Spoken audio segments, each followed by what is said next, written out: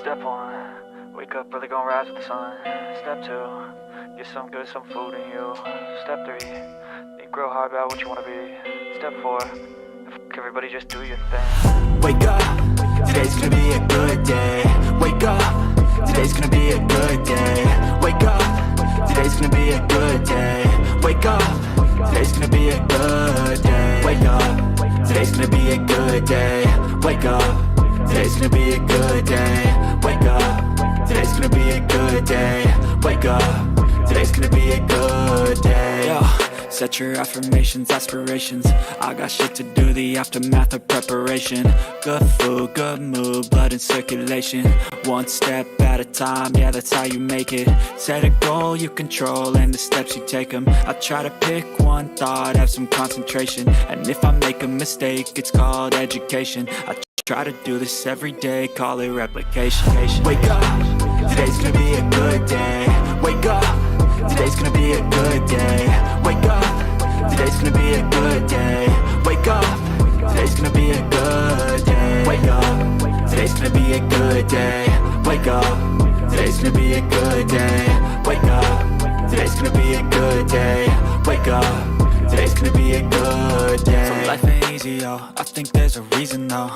Ups and downs, just like every different season. Good morning, my beautiful other times I'm barely breathing, though. Welcome You always to gotta fight Thursday's night from the edition demons, of yo. the Bullhorn Negative Betty thoughts channel. are poison the Please ride. don't forget to hit that like Head full of button flies, on your so way here come the into the clouds. chat. Good They'll morning. never stop unless I can swap all the bad for the good in my head when I'm lost. Yeah, so I'ma fake it till I make it.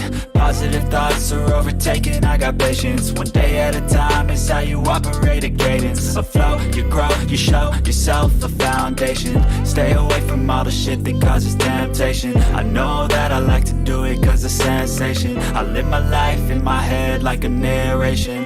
Don't expect greatness, do my best, man, I'll take it. Wake up, today's gonna be a good day. Wake up, today's gonna be a good day. Wake up, today's gonna be a good day. Wake up, today's gonna be a good day. Wake up, today's gonna be a good day. Wake up, today's gonna be a good day.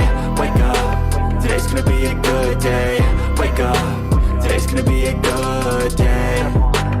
Wake up early, gonna rise with the sun. Step 2, get some good, some food in you.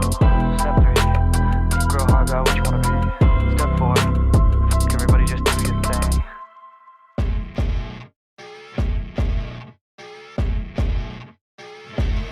As you wake up in the morning, you want to find the latest, greatest information about criminal cases and have an intuitive conversation about the suspects associated with these cases. Head over to the Bullhorn Betty channel on YouTube.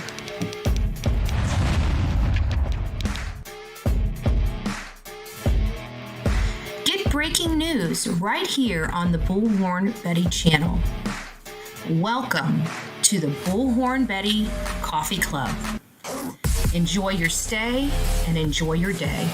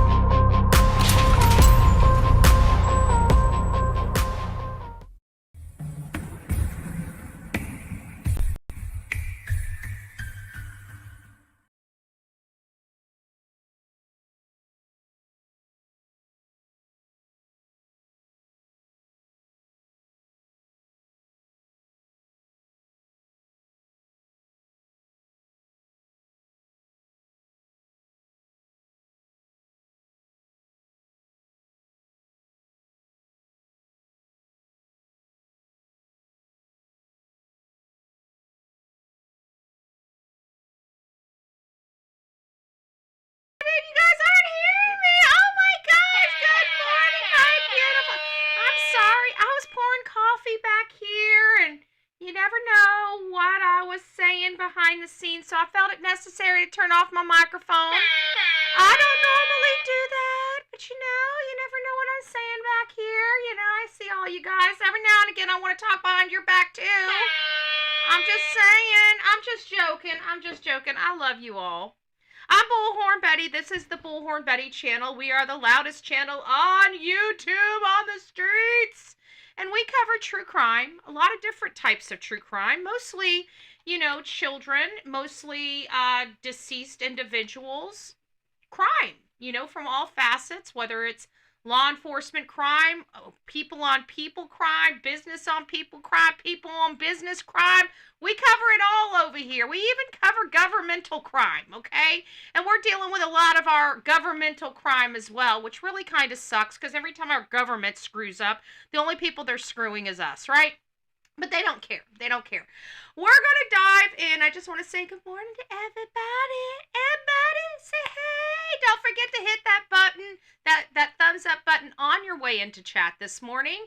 Denise, Melanie, good morning. Kimberly, it is wonderful to see you here. Don, Linda, good morning. Cheyenne, Phil from across the pond, good morning. Laura and YouTuber is in the house. Justice, it's nice to see you. It's Aura or Laura, I don't know. You got the @ symbol there. I don't want to butcher your name, but I probably already did. It's a habit. Thank you, Melanie. It's always so nice. She says, happy Thursday, Betty, Delilah, Mods, and chat. I hope everyone is doing well. Much love to you, BHB. Back at you. Who else do we have? Trust the process. It's nice to see you. Our beautiful mod, Sonia, is up in the house telling everybody good morning with her rise and shine attitude. Crystal Pistols, Kimberly, it's nice to see you. Ashley, good morning. Dixie, it's nice to see you as well. Vicky, good morning. Good morning. Brandon joins us. It's nice to see you, Brandon. I hope you're doing well. Tanya? I wonder if this is the same Tanya from a while ago. If this is the same, it's been a while since we had a Tanya in the chat. It's nice to see you. Nice to see you, love. Who else do we have? We have Denise. Good morning. Brown-eyed girl up in the house. It's nice to see you. Who else do we have? I think we got through. Oh, Show Poodles. I missed Show Poodles. Good morning, Show Poodles. And I know the rest of the mods will be meandering in here. Everybody's not used to our new time. We don't really have a new time. We usually wake up. West Virginia Holler Girl up in the house. Carol, April, it's nice to see you. But we typically are up. Our show used to start at 5 o'clock in the morning, folks, okay? We're at 10 o'clock in the morning, okay? So we have a 5-hour difference, okay? And it has to do with Betty's body, okay? Closer to the end of the year, my body is kaput, okay? And that's just the reality. Cybersecure, it's nice to see you. Maddie, good morning, good morning. But that's the reality of it, okay? By the end of the year, I'm kaput, okay? I'm turning another year older, and the rest of the year is just a bitch. A bitch. That meant I didn't mean that, but you know what? It's the truth. That fell out appropriately. It's a bitch, okay? So we kind of get off the schedule of 5 a.m. because my body's getting a little worn out by the end of the year. And so we start getting a little, procrastination-y, okay? And then next thing you know, we go from 5 a.m. to 7 a.m. to 8 a.m. to 9 a.m. Next thing you know, we're just rolling with 10 a.m., okay? And our morning crew, our 5 a.m. morning crew is like, screw you, Betty. We used to be here because we had to go to work. Now you're starting at 10. We don't even get to see you. So we'll catch you on the replay. I'm like, okay, well, it's still great to have replay crew, okay? So if you're a replay crew, throw your hands up in the chat.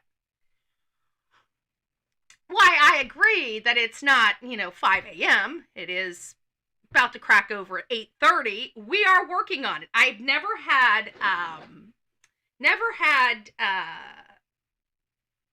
alarms, right?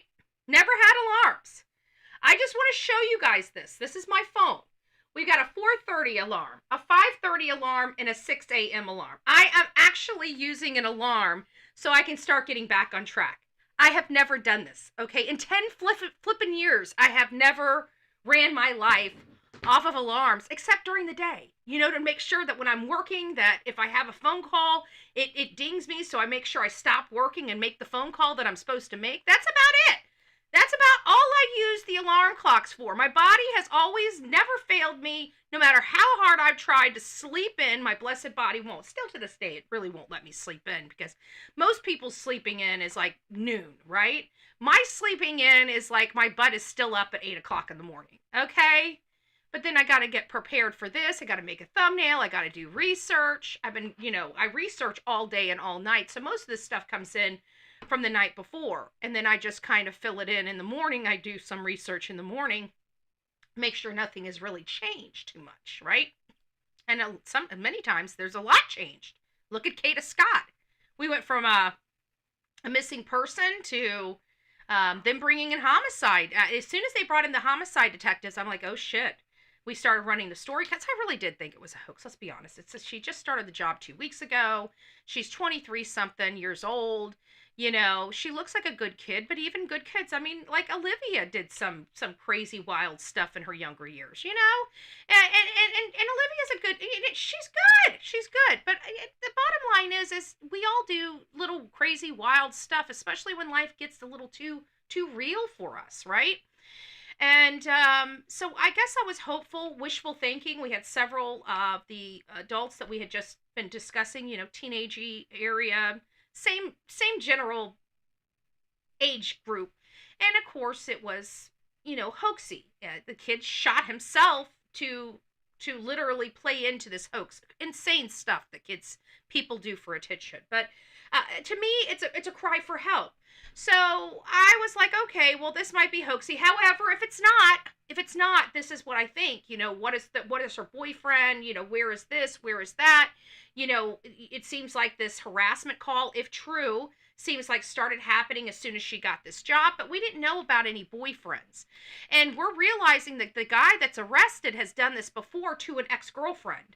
And so now it's kind of putting us into this thing that, he doesn't do this to random people. So they must have had a relationship of sorts. Oh, Dina, it's nice to see you. Good morning, love bug. Dreaming blue skies and sandy beaches. Good morning, love. Sandwich, it's nice to see you. Sabrina, good morning, love. Lisa be always up in the house. Hey. Hey. Who else do we have? Did I miss anybody? Michelle, good morning. It's nice to see you. Good morning. I hope all is well with you guys. So, it's a tough situation, and there wasn't a whole lot of information, and there's missing pieces and timeline stuff, and we couldn't find social media for Kada. We couldn't do a deep dive. We saw a video of mom looked pissed, like, oh, what did she do now, and maybe mom was pissed because she thought the boyfriend did something with her. But no matter how you look at it, they withheld. I truly believe that the family, as well as the co-workers, knew who was harassing her, that they had this narrative that they were going to say an unknown person to the public, because I believe that was asked by law enforcement. Law enforcement didn't want to tip anybody's hand while they're following them. It sounds like they were following that car all over the place, and they stated something to the effect in the press conference that he did appear to be trying to elude them. So he knew they were hot on his particular trail, and with being informed of his similar prior in strangulation and her not being found where he let the other one go, I really do believe she's deceased. Law enforcement is saying we're not giving up hope yet. They don't have any reason to believe she's deceased yet, but we've all heard those statements. We all know that they need to keep hope for the family and everything like that. We're not here to make things comfortable for people. We're here for the reality check. That is our job right here on the Bullhorn Betty channel, is not to give false hope to folks. I mean, sometimes when we don't know, we are very hopeful. But in a situation like this, where there's such a recent similar scenario, and the person was let go within a matter of days, and this has gone on for, we're rolling over to the second, we're almost through the second full week of her disappearance. It tells us something. He's in jail. She hasn't been found. His car is missing. The good news is they found his car. But before we get there, we had another abduction that was very public, very, very public, that went across social media and went viral. And nobody could figure out, one, who was the girl, and is she okay? Aw, thank you, Michelle. Michelle gift. Oh, Maddie Dawn, you got the gifted Bullhorn Betty membership. So, Michelle, thank you for gifting a Bullhorn Betty membership. And for the person that received the Bullhorn Betty membership, Maddie Dawn, welcome to this well, I would say welcome to, Maddie Dawn's been here for forever. So, welcome to this crazy family we call the Coffee Club, i.e. the Insane Asylum, which you're already a part of. Now it's official. Grab your straitjacket in your padded room. Grab your straitjacket in your padded room. It's nice to see you, love. Nice to see you. And I couldn't think of anybody better to have it, right? I know everybody wants one, right? I know everybody wants one, but that's okay. That's okay. But we had another lady that was absolutely abducted. Very, very noticeable. People passed it around. Very, very, very scary. Aww! Emma Louise gifted a Bullhorn Betty membership. Good morning, Emma, by the way. Oh, Eric with an H received it. April, you need to tell Eric he's official. Welcome to this crazy family we call the Coffee Club, i.e. the Insane Asylum. Grab your straitjacket and your padded room and welcome aboard. Welcome aboard. We know you've been around for a while. You're already part of the family. You're already part of the family. But he's official now. Yay! Yay, yay, yay. So, you guys recognize this behind me. This was a Ring doorbell camera that started making its way around social media. It had, it definitely raised some eyebrows. It was very, very, very concerning. I don't know why. The white background just never looks good with my green screen. Ugh, don't like it. That's okay. You can see, but it looks better than it has. I got the green screen to work well. And I have a washed out face, so I had to tone it down. See, there's the original, and I'd have to tone it down because it's too bleached. My face is too bleached with my lighting in here, so I had to mess with it. And I like this. It looks more natural than this, where I look just completely washed out. So anyways, nice to see you guys. So we saw this, and people had been looking for this lady. People wanted to know what happened to her. People wanted to know, is she safe? Was she murdered? Was she beaten up? The good news is she has been found. She has been found safe.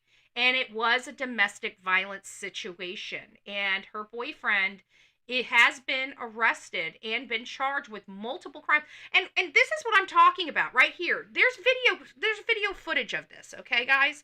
This is exactly what I'm talking about when I say in this day and age, we do not need witnesses. Like if this gal right here chose, I don't want to go in, I love him, I still want to be with him. I want him to beat me up a little bit more. And I'm not making fun of it, okay? We are friendly to domestic violence, but let's be honest.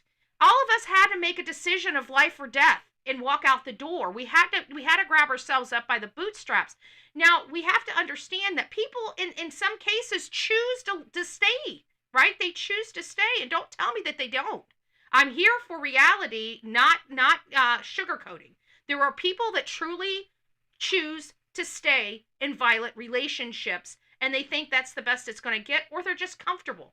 There are people that are addicted to chaos. And whether you believe it or not, go to an Al-Anon meeting. I bet you'll find a lot of them, right? I bet you'll find a lot of them. But in this case, they've got video footage of what this man did to this woman. So even if she says, I love him and I don't want anything, there's no need for her to be on the witness stand. None. There's no need for her to be on the witness stand. This is what I'm talking about. In 2025, circumstantial cases should be dominating our court system. There's going to be a day when the idea of actually having a physical witness on the stand may be a day that comes to pass, where you're only going to need one person on the stand. Everything else, witness-wise, every other witness that we're going to see in our criminal justice system are going to be detectives explaining stuff like this, as opposed to actual physical witnesses like her being on the stand. I truly see our court systems going to that because we have so many videos, so much footage out there. If we can just get the infrastructure built across the country. Now, granted, you guys know how I feel about privacy, but our privacy has been ripped from us, okay? We have no privacy. Every bit of privacy we think we have, forget it. They track us in our cars. They track us with our credit cards. Remember, cash used to be king. Our government changed that for us. Thank you, government. They made sure cash was no longer king. They made sure our negotiating abilities went down. They now took the cash away from all of us and gave us a plastic card that they can monitor. That now they know exactly where we are. They've tracked us. If you don't believe it, don't believe it. I don't care. It's not for me to convince you. Just look at the state of affairs and prove me wrong. But they track us, so we have no privacy. So if we don't have any privacy, even though they try to convince us we do, but let's be honest, we have no private. We're only private until something happens and they have a right to go into it. I guarantee the FBI has already went through my personal, even though I've had no reason to be under federal investigation at all. I guarantee that I've already had, either from my political advocacy or the stuff I do with my my true crime stuff, I guarantee I have already been under investigation previously. I've already had my entire life looked at by an investigator, a detective, right? I guarantee that. I almost guarantee that. Especially in 2016, when I was a political activist and advocate, I guarantee I was certainly under FBI investigation. That's pretty scary. But again, we're not, we've handed over our privacy. So what does that mean? That means that when this person goes to court, they don't need the victim. Let's look at this, and then let's read the article. That chilling scream, the start of this doorbell video released by Wichita police that prompted an urgent search after they say it showed a woman being taken by force. Tonight, police say the mystery is solved after asking the public for help. Our main concern is the safety and welfare of the woman seen in that video. This is coming in blurry, so it's not your screen. It's just a blurry, not a very good quality video. Video going viral on social media. If you even think you recognize her, tell somebody. Investigators saying it was their only piece of evidence. Tonight, officials say the incident was a case of domestic violence. The 35-year-old female was victimized by her boyfriend, they say, calling police at around 3 p.m. today. It happened around 2 a.m. Sunday morning, according to officials. The FBI assisted as investigators followed every lead. Tonight, authorities say the victim suffered no significant injuries. Shaquille Brewster, NBC News. So it's very important that we understand domestic violence is real. It causes a lot of real world problems. This woman, let's face it, if she's putting up with this and it took her this long to call law enforcement, this is probably not her first abusive relationship she's been involved in, okay? Not that I like people being involved in domestic violence relationships, but we do talk about it. Hey, Deep Waters, it's nice to see you. Other cultures treat women differently. I agree with that. But it doesn't matter what cultures treat them differently. When you're in America, you got to follow American law. We don't care about anybody else's laws. I don't care about where these people come from when you're here and stuff like that. I mean, back in the day, country folk used to beat on their wives. But that was our culture. Now they go to jail. You see what I'm saying? So we understand culture. It doesn't mean we accept it, and it doesn't mean that it's lawful or legal. But I do understand what you're saying because, culturally we have a lot of different things. But at the end of the day, we're here in America. We have American laws, and in culture, some cultures don't bode with our laws. And if that's the case, there are a couple things you can do. Just not move to the United States or fall in line with our customs and cultures. That's the only way you're going to keep yourself good, good. I guess is the best word for it. Good. So, anyways, I'm glad she was found. But we have other things going on, okay? And as you saw in my thumbnail, there is President Trump on there, okay? What are we talking about? Well, this is a funny clip that I just wanted you guys to see because you guys knows I can't stand Nancy Pelosi. I think she's a wreck. I think she's a train wreck. I think she's been a train wreck. I think even Democrats are like roll their eyes at her. She's so freaking just an imbecile, okay? A complete utter imbecile that has insider trading and made herself millions and $230 million when she has been a public servant her entire career. It is disgusting. It is disgusting. But I digress. We know that now that January 6th was set up. We're finding that out. January 6th was pretty much set up we heard this way back when, but there was no evidence for it to support it other than just rumor that Nancy Pelosi was involved with the January 6th hoax. And a lot of people went to jail for a significant amount of times. Felony charges for being invited into the state capitol. We had videos. We produced the videos. We showed the videos. This was before I was even on here for, true crime. This went on before I was known as Bullhorn Betty on these platforms. And I can tell you that January 6th was a joke. I had videos that showed literally officers waving people to come into the building. Waving them to come in. Oh, good morning, Pebbles. It's nice to see you, Lovebug. Barbara, nice to see you. Show Poodles, Jerry Lynn, good morning. Dawn, good morning. I hope you guys are doing well. And so this kind of just made me, I don't know, it was just good. Like Show Poodle says, it's just good. What can I say? I love it. It made my day. Pelosi, are you at all concerned that the new January 6th committee will find you liable for that day? Are you at all concerned about the new January 6th committee finding you liable for that day? Why did you refuse the National Guard on January 6th? Shut up. Woo!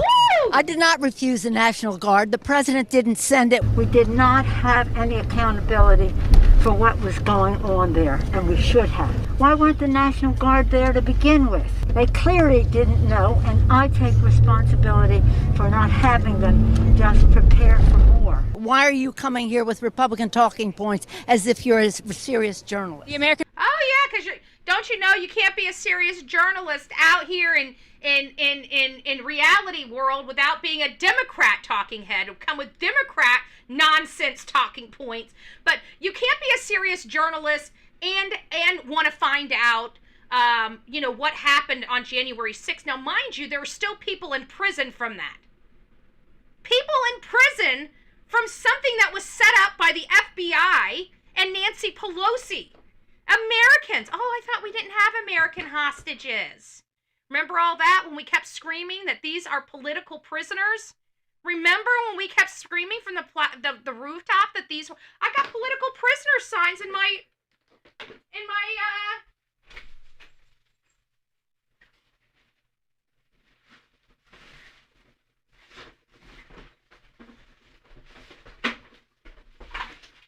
These are from my days of protesting. These are from my days of protesting. Free political prisoners. These are from my protesting days. My protesting days. I made this. Remember? Ashley Babbitt? Remember Ashley Babbitt? Had these made. So we did a lot of work during these times. And an American lost their life because of a Capitol Police firing his gun at unarmed people. And Ashley Babbitt got killed. The only person that died. They try to say that our people beat the crap out of this person with that ended up being a lie. But Nancy Pelosi, obviously, the reporter touched a chord. Right? But at the end of the day, we had some great results that came out yesterday. Can't Trump pardon? And he did, most of them, Barbara. He did. And there's still some that's been pardoned that are still sitting in jail right now. You know, there was another one that got out and ended up getting himself shot. It was just, you know, it's hard. Shot and killed. Was out, I think, out of jail 2 weeks. Out of jail 2 weeks, and something happened, and an officer came up and pulled up next to him, and he ended up getting in a tussle with the officer because he thought he was going to go back to jail, and so ended up getting killed. I didn't hear the details of it. He might have been in the wrong. I don't want to say anything. You know, in my opinion, got unalive because she had a Trump hat on. Something. She was executed. I mean, I don't know how you look at it any other way. But either way, we had some great results, you know, because we have people. I like to bring the truth, whether you like hearing it or not. Yeah, the Capitol Police was terrified. He panicked. Yeah, and then but see, a lot of officers panic, and that's the problem, you know, and people want to make them more and more accountable and go to jail for this, that, and the other. This guy walked free, while the officer that was holding down, you know, like, say, what was that guy's name? The one with the gold casket. He was on drugs. He died from a drug overdose, but they put because they wanted to show the world that they were going to punish officers. They threw the officers in jail. It's just insane. I think our world has lost its way. I think our country has lost its way. But I digress. I'm not going to get into those talking points today. But I did want to bring you guys some good news because, you know, we hear all the time that the Democrats are saying that these people are going in here and robbing people, right? Yeah, it's kidnapping people, taking these George Floyd. That's it. And they have this FBI summer heat. Well, they have great results, great results from this FBI summer heat. It's so good that I decided to throw it into today's show because we talk about crime. This is a true crime channel, and we bring up stuff like when officers do, you know, an HT bust and they are able to, you know, save 60 or 30 people. We applaud that. We applaud when bad guys go to jail on this 100 for I know, Pebbles. Let's not get it. We could spend all day on this channel about what we are completely unhappy with when it comes to our government and our bureaucracy. We could literally, we would be on here nonstop, 24/7, 365 if we started down that road. So we'll just keep with the highlights. We'll keep with the highlights. So this FBI summer heat. Wow, what a phenomenal report we get. Look at this.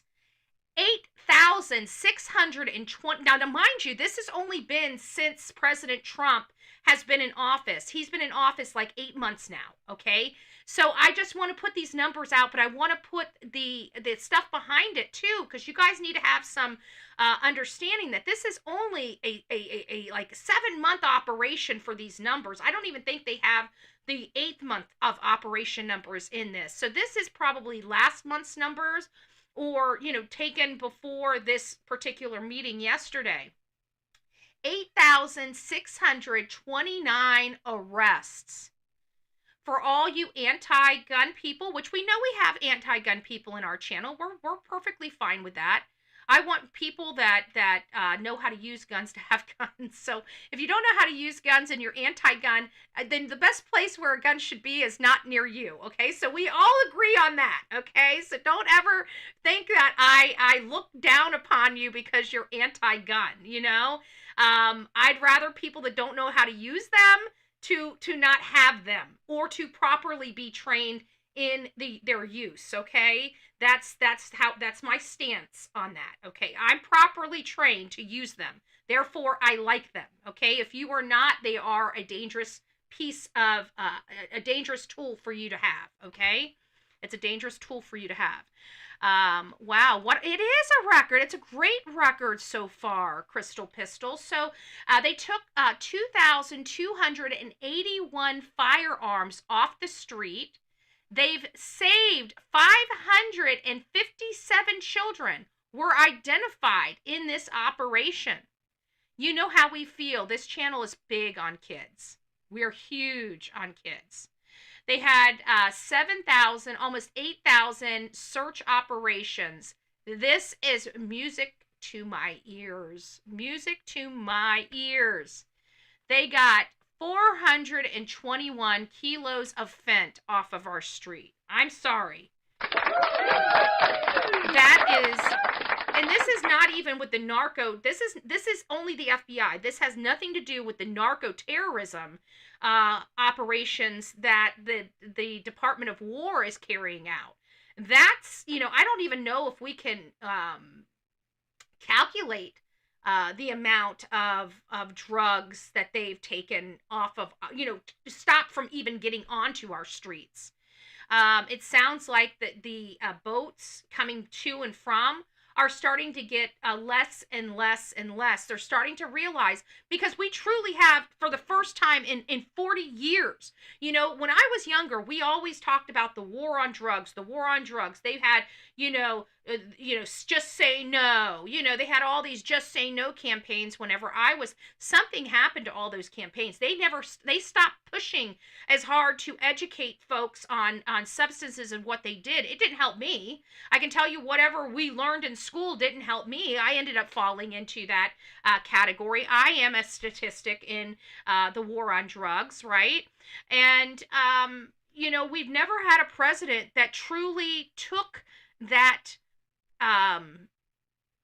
talking point and truly made it a war on drugs, making sure that they don't even get onto our shores. Now, I would like to see, because you know how I am, I bring the truth, not what people want to hear, but what people need to hear.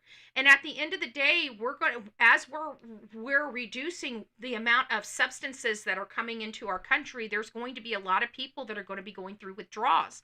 We need to have a system set up for that, right? Because what they will end up doing is going and finding something else to get high on. And that next thing might be something worse. Could anything be worse than fent? Probably not.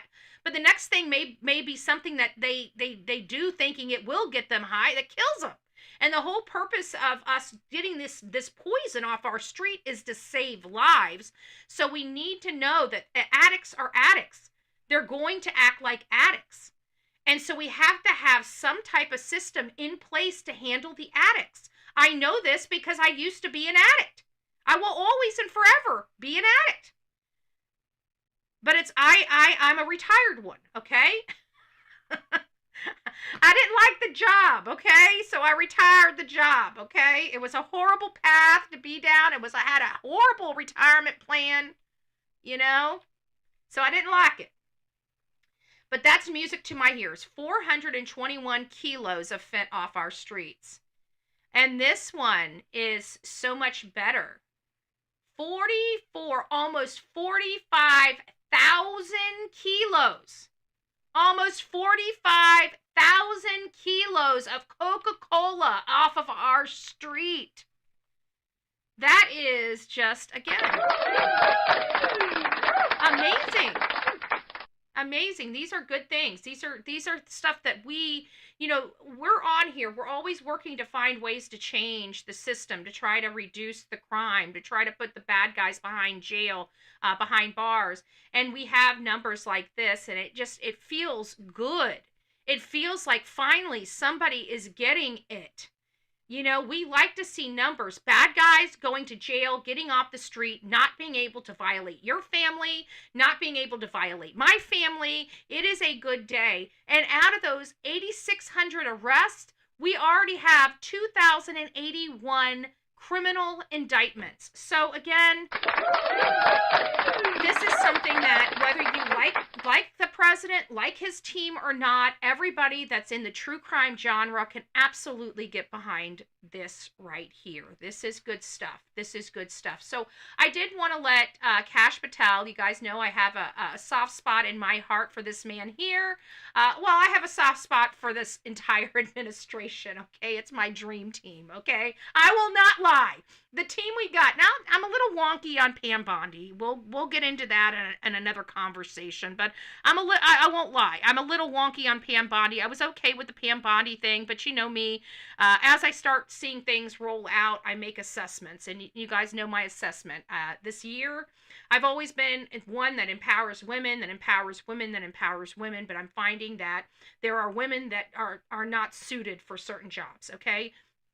It makes me a sexist. I really don't care. You guys can call me names, make fun of me, do whatever you need to do. But I assess, right? I look at things that work and don't work. I'm not here, for the narrative driven. I'm not here for the identity politics. I'm here for reality, action, and results. That's what I'm here for, okay? I know you guys don't understand that, but I put in metrics in place to make sure I'm doing what I need to be doing, on this front, this front, this front, this front, this front.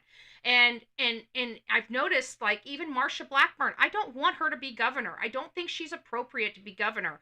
I need hard asses. I need pit bulls, okay? Marsha Blackburn doesn't come off like a pit bull to me. Okay, beautiful Carrie Lake, on the other hand, she looks like but she looks like she carries a pair of brass balls with her. You see what I'm saying? So it's not that I'm anti-woman in certain jobs. I'm anti-certain women in certain jobs, okay? Sometimes I do believe that a man handles a job a little bit better. Why? Because they're not as emotional as women. We are an emotional creature. We were designed that way. Why? We're moms. We're supposed to be nurturing, right? We're supposed to believe, and we're comforting. That's how women, that's why we're so emotional, because that's our design. Okay? We're caregivers. Our bodies have been designed to be caregivers in the utmost way as possible, right? We carry live offspring in our bodies. We are the ultimate she does have a pair of brass balls. I tell you, I think they're bigger than half the men that are in Congress. I'm just saying, I love Carrie Lake, and I think she brings the heat. I like women like that in Congress. But in all fairness, I'm just being real. You guys can beat me up, but Marsha Blackburn just isn't a Carrie Lake, right? She's just not a Carrie Lake. And Bill Lee, I like Bill Lee, but he's too nice. I need pit bulls across this country. Why? Because we're fighting pit bulls across this country. I do love her. She's the best. She's the best. I actually got a few pictures with her. I gotta go through the camera roll and find them. I've had several conversations with her, over the years, even that crazy senator from South Carolina, I did not like her. She was so blessed swampy. I can't remember her freaking name, but I remember she was trying to become VP, and I went ahead and took a picture with her, and I'm just like, I remember going back to my people, and I was like, yeah, I don't know. When I touch somebody and I don't get that warm, fuzzy feeling, she rubbed me the wrong way. She was trying to run for president. You guys remember her? Dark hair. She thought she was ballsy. She's like, but before I concede, Nikki, that's it, Lisa B. Nikki Haley. Yep. That lady annoyed the piss out of me. She really did. Even when I talked, she was fake. Y'all, she's fake. I don't know what else to tell you. She's a fake woman. She might have a lot of pull. She might have a lot of donors. I don't really care about donors. I'm not a money person. I know that, they look at that stuff in the Republican Party and the Democrat Party, believe it or not. Who is the fundraisers in their party, right? It's all about money for them. For me, it's about grit and tenacity, because I don't have money. So you have to balance that out. You know, if you don't have money, what do? You have to do legwork. When you have money, you can pay for legwork. When you don't have money, you got to be the legwork. So that's that. So anyways, I want Kash Patel to tell you guys all the great stuff that they have done. It's amazing. I think you guys, I think everybody deserves to hear this. You should have to hear this. Two of the things I'll finish with that I'm most proud of, Mr. President, this FBI. Fentanyl. As you know, it's a scourge that is killing our youth, 100,000 plus a year. To date, the FBI has seized 1,900 kilograms of fentanyl. That's enough lethal doses to kill 127 million Americans alone. To date. 1,900. So whatever numbers that they had, that I just showed you, they had 42 kilograms or 421 kilograms. Hold on, let me read. This is with Operation Heat. So they might be adding up. This is just for the Operation Summer Heat. So this might be some other numbers that are in there because I've got 421 kilos, not 1,900 kilos. But let's just keep going. And if that weren't enough, Mr. President, you said we have to go after the worst of the worst. And you empowered our Department of Justice, our Attorney General, Deputy Attorney General, and the Deputy Director at the FBI, led the charge, not just on summer heat, but he also led the charge in the FBI's 10 most wanted fugitives. These people have been on the run for years. And in 7 months, you captured not one, not two, not three, but 4 of the FBI's most top 10 fugitives. 4. And just to put that in perspective, Mr. President, the Biden administration captured 4 in all of 4 years. 4 of the top 10 FBI most wanted in 7 months. I'm sorry. That's amazing. That's almost half the freaking board. That's 40% of the overall top 10. Wow, those are great numbers. You're on 7, and we're going to get to 10. We're going to get to 10 of 10. This includes a lady who murdered her 6-year-old handicapped child and fled to India. We got her in 2 months. This includes a narco trafficker. This includes a sex trafficker. This includes another first-degree murderer and gangbanger. These people were on the run because of the prior administration's reckless policies that destroyed our communities. And you came in and with a mandate said, go after the worst of the worst. This is just the beginning. This is what happens when you let good cops be good cops at the FBI. Mr. President, I just want to thank you for your incredible leadership, our brave partnership with prosecutors who know how to bring cases and make sure these arrests stick. And that's what the Attorney General and the Deputy Attorney General have led the charge across this country, because arrests without prosecutions are meaningless. We are deterring criminals from doing this activity. We are preventing criminals from coming into America. And we are absolutely crushing violent crime like never before and defending this homeland, sir. And not to mention, I almost forgot this one, it took you, sir, 2 weeks to get the Abbey Gate bomber. Joe Biden had 4 years to look for him. You got him in 2 weeks, thanks to the interagency effort by the FBI and the CIA, went to Pakistan, and now 13 brave warriors who were senselessly murdered because of disastrous Afghanistan withdrawal. They have justice, their families have a peace of mind, and we're going to continue to find the others, Mr. President. On behalf of the FBI, sir, I just want to thank you. Thank you very much. Wow, those are great numbers. I'm sorry. You know what? We're a true crime channel. So anything that gets crime off the streets, we're going to applaud, and we're unbiased about that. We don't care what person does it. We don't care if it was the Biden administration, the Trump administration, the Obama administration. We don't care. What we care about is getting violent SOBs off the streets, because we don't want to live next to them. We don't want you living next to them. And we don't want your family becoming prey, because we don't want our family becoming prey. We don't put policies, we don't ask for policies that we don't want to live next to, right? If you can't live next to the policies that you are campaigning on, then you need to change your campaign stance, right? If you're all about illegal immigration and violent illegals and people not knowing who they are living next to you, then put them next to you. Make sure you move in next to them. If you want criminals out on the street, make sure you live next to those criminals. Don't make these policies for everybody else to deal with the results of those policies when you don't have to deal with them.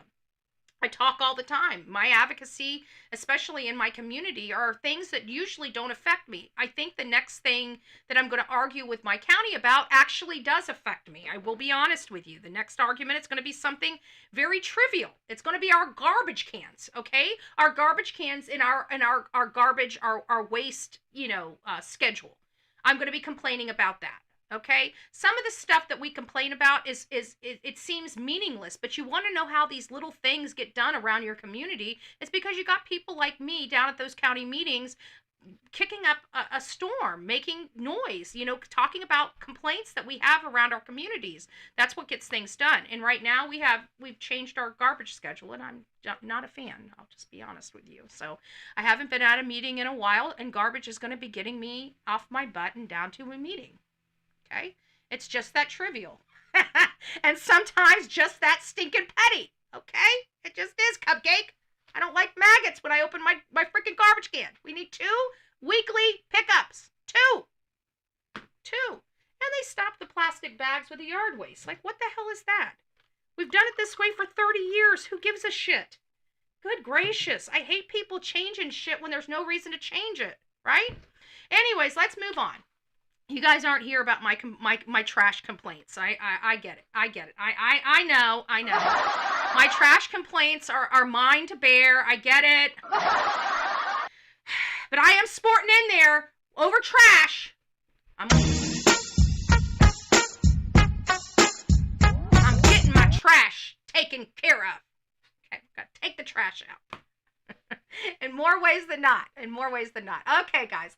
So we have Kada Scott. Kada Scott really didn't make a whole lot of waves here on social media, but that's okay. We don't necessarily pick cases because everybody else is talking about them. We pick cases because they're interesting to me, right? And I feel like if they're interesting to me, they'll be interesting to you.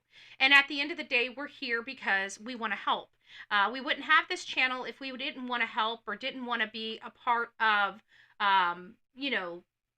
change and progress in a better sense, because we're sick of crime. We want crime eliminated in our country.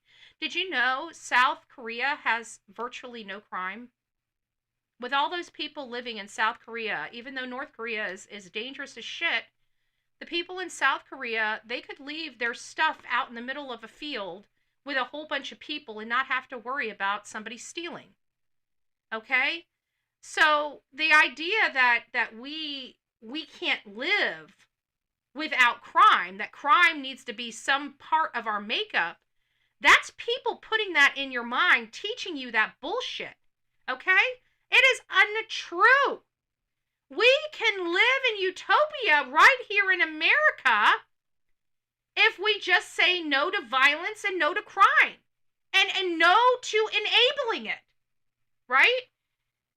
What happened, in my opinion, is when we took the punishment from the public eye, our crime went out of this world, right? Long before law enforcement was law enforcement, long before we had taxes, long before we had county or city limits, you stole something, you lost your hand, okay? It was very public. People knew not to steal. Why? Because there were several people walking around without hands. They knew what happened if you stole. I'm sorry. I think things need to be a little more public, because it is that. When you throw somebody in jail, they don't see the hard work, right? People out there in our public don't see how miserable and hard it is to do a day in prison, right? But if you had those chain gangs out there in those fields or on those roads, and you seen them on the side of the roads all chained up together, sweating their butts off, working their ass off, you know that they're out there getting their punishment and just desserts. But when you put that all behind a building and nobody sees nothing, you don't get that. You don't get that. And then in some cases, it hides the fact that these people are living a life of luxury, like Austin Drummond, right? Austin Drummond had it good for a freaking decade, living like a king behind bars. What's the justice in that? What's the justice in that? But Kada Scott, she's a 23-year-old girl from Philly, and she had just recently started her job. 2 weeks prior to, she started working at an assisted living facility, and I can tell you the night shift is probably an easier shift to deal with than during the day. Most of your patients are sleeping, but you get a lot of the accidents and stuff like that. It's a rough job, no matter how you look at it. Anytime you're working in an assisted living facility or aging and elderly patients, It's a very tough job to deal with. One, you're a human being, so you naturally have relationships with your patients. You know, you kind of dote upon some of your patients because they're sweet, they're kind, they're, you know, and so you have a relationship with them, and then they pass away. It's a very hard job.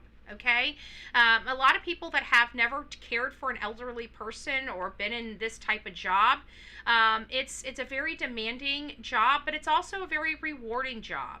And so she had just started this job, and then she was talking about somebody harassing her. It all seems like everything is kind of coming back to this job, maybe somebody that works at this job or something like that. But we were missing a huge piece of evidence and information, and this was intentionally left out.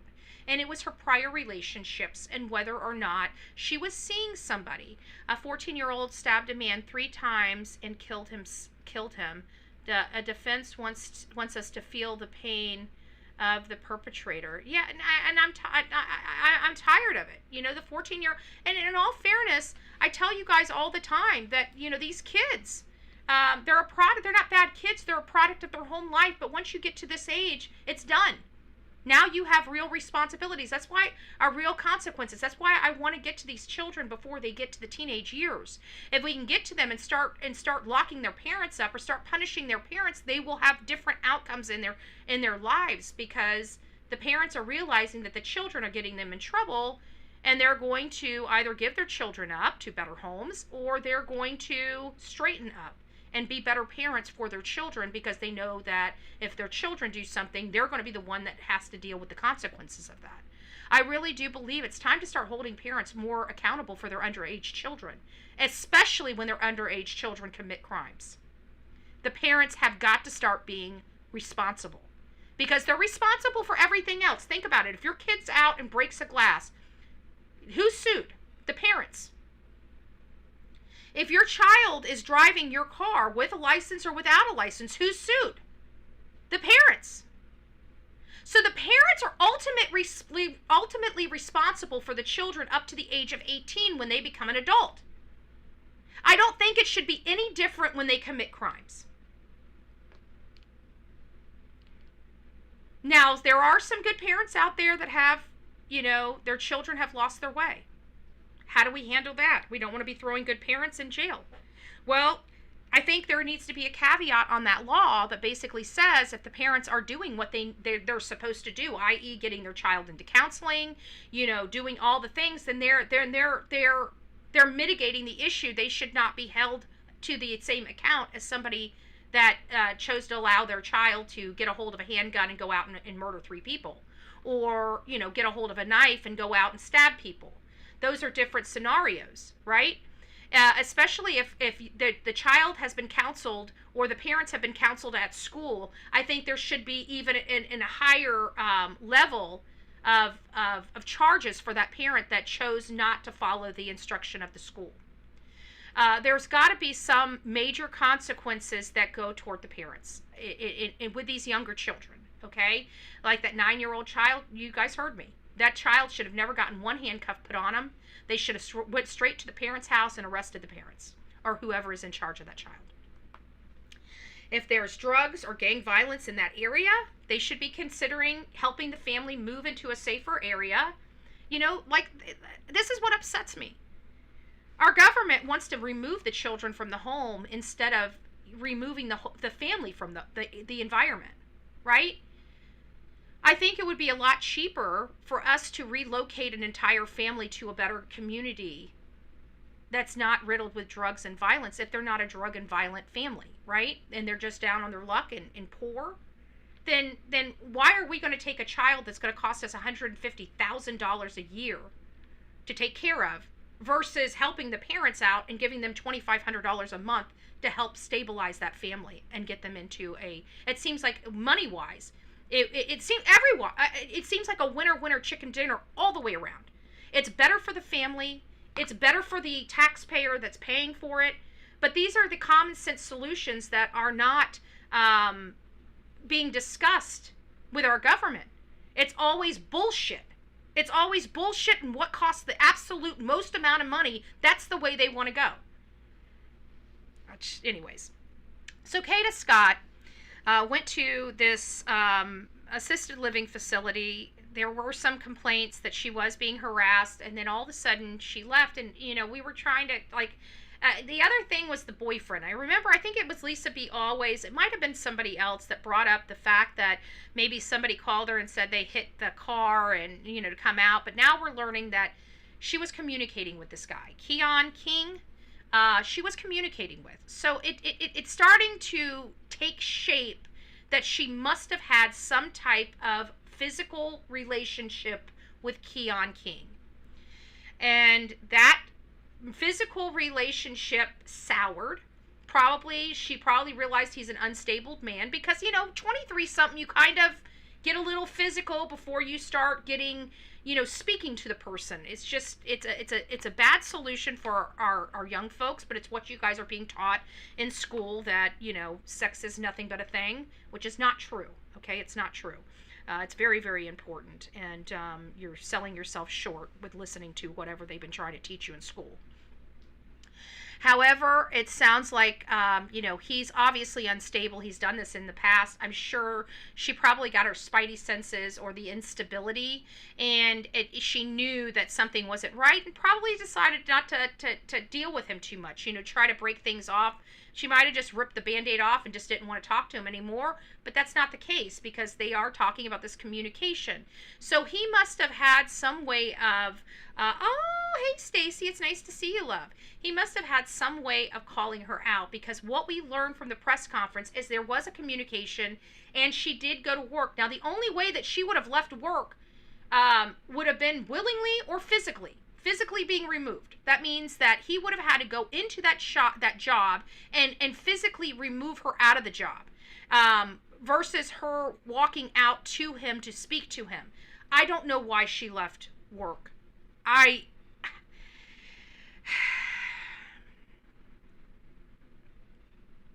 Why she walked out, I don't know. I would have made him come in, but maybe she would have lost her job if he came into the building. Maybe there was a security protocol that required her, if she was going to have this conversation, her to go out. I don't know. I don't know why she left the building. I don't know if she did leave the building willingly, or if he came into the building and took her out of the building. It seems like he is a forceful man and has done this before, where he rolled up to his ex-girlfriend's house. She was, in the driveway, and he just snatches her out of the driveway and takes off with her for however long, and strangles her and assaults her and most likely R's her, and then several days later drops her off and acts like nothing happened, and she files the report. They go their separate ways. He was never officially charged because from what I hear is that the victim that he abducted in that first one was terrified. Somebody ever did that to me, I don't care, terror or no terror, I want my day in court. Like, I'm a bonehead when it comes to crap like that. I want my day in court. I want that man behind bars. I don't know why people get so scared. Like, to me, it's scarier to have that person on the streets than behind bars. Just the way I think of things, even in my most scared times. It's not like I lived an easy life, folks. I put myself in terrible situations. But here, good news is yesterday we were looking for the car. Today, we now learned, yesterday afternoon, the car was found. And it was found at a family member's of Keon King. Right now, a night of swift and significant developments in the ongoing search for a missing 23-year-old woman. Chopper 6 now live over the scene in East Falls, where investigators found the car they believe is in some way connected to Kada Scott's disappearance. As we speak, detectives getting a warrant to tow that car and search inside. As you can see, they're loading that car up to the tow truck right now. Now, earlier today, police announced the arrest of a man they're calling a suspect in this case, 21-year-old Keon King, now in custody and charged with kidnapping Kada Scott. And as all that played out today, investigators descended onto the abandoned middle school in East Mount Airy, where we now know they found some of Scott's personal items. So they found her wallet. They found what appears to be maybe her phone. I only saw like the casing, like a red or pink casing in one of their hands. This type of casing. So they did find a significant, which again comes back to the fact of dumping evidence. You know, I know that the law enforcement is telling us to be hopeful, to, you know, that they haven't found anything. So I'm sorry, we've been doing this a long time. We're seeing evidence scattered. She was abducted. You got somebody in there for kidnapping. You just found the car. You just towed the car. No sighting of her. She's deceased. It's awful. Yeah, searched an abandoned middle school, found her EBD card and phone case. I don't see this turning out well, you know. I mean, I feel bad for the family, but you know, giving family false hope is in my opinion worse, okay? I'm sorry. I hurt for the family, but I'm not in for the false hope bullcrap. We've seen this case 1,000 times. We know what the ending of this case is. We want to continue to look for her, but the idea that we're going to be looking for her alive is at this point, if she was alive, she would have called her mom and dad, okay? If she was out there, it's even in this abandoned area, there's people around, she could have ran and got somebody's attention. You know, if she was hurt, there's no way she would have been able to survive all these days without nutrients or water. I mean, no matter how you look at this case, it's not going to end well. They are on a recovery mission. Okay? They're on a recovery mission. They're not on a missing person mission. And it's sad, and I'm angry about it. I'm angry that this guy that should have been in jail was out here to do this to somebody else. And he should have been in jail for the same type of freaking crime. And they're like, oh, well, the witness didn't show up. You're talking about strangulation, a felony, kidnapping. You drag the witness in there by their toes if you need to. You threaten to arrest the witness for false reporting if need be. When you have something like this, you force that witness to come in. People that are abducting people off the side of the street, that's serious stuff. We're not talking about him rolling up and smacking her in the face and rolling out. We're talking about him rolling up, snatching her up, and taking her off for several days while he did whatever to her. That's not cool. That's not normal. That deserves a day in court. Whether the witness is scared or not scared. And that's another thing. They need to be taking this into consideration. And making the witness feel more comfortable. If she truly was scared of this man, and that's the reason why she didn't go to court, well, we got another discussion that we need to be having here. Because those witnesses should be made to feel very safe, so that they can do whatever they need to do. And if they're not feeling safe, that's something that the DA needs to be addressing with them. They should not be waiting to the day of trial and finding out that their witness isn't showing up. They should be getting that witness into counseling. You know, there's, in all of these areas, you have victim rights counselors. And these people typically don't get paid. They're volunteers. They're volunteers because they went through similar situations and they want to help a victim, go through some of the processes. Because when you go through something that violent and violating, it takes a piece of you, and you want, no matter how you look at it, you always blame yourself. If your shoulda, woulda, couldas just start kicking in, and you just blame yourself, it's your fault, when it's not your fault. And sometimes you need that victim's counselor to walk you through all of these emotions, because you do beat yourself up. And all of a sudden, by the time the court case, it's your fault. If you didn't do this, this wouldn't have happened. You know, is it really, you start getting into that that mindset where your captor is the victim. It's just, I feel like sometimes just damned if you do, damned if you don't. But as of tonight, there's still no sign of her. We have team coverage here tonight. We'll check in with John Paul at that school in just a moment.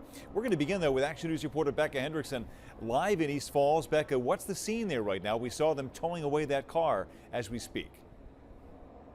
Brian, the plan is to bring it to one of the police lots. When they have a warrant, they'll be able to go inside and search it. The car, as you've probably seen, though, has heavily tinted windows, and police are having a hard time seeing inside, so that warrant and the search is going to be key. This search really heating up in the last couple hours since that.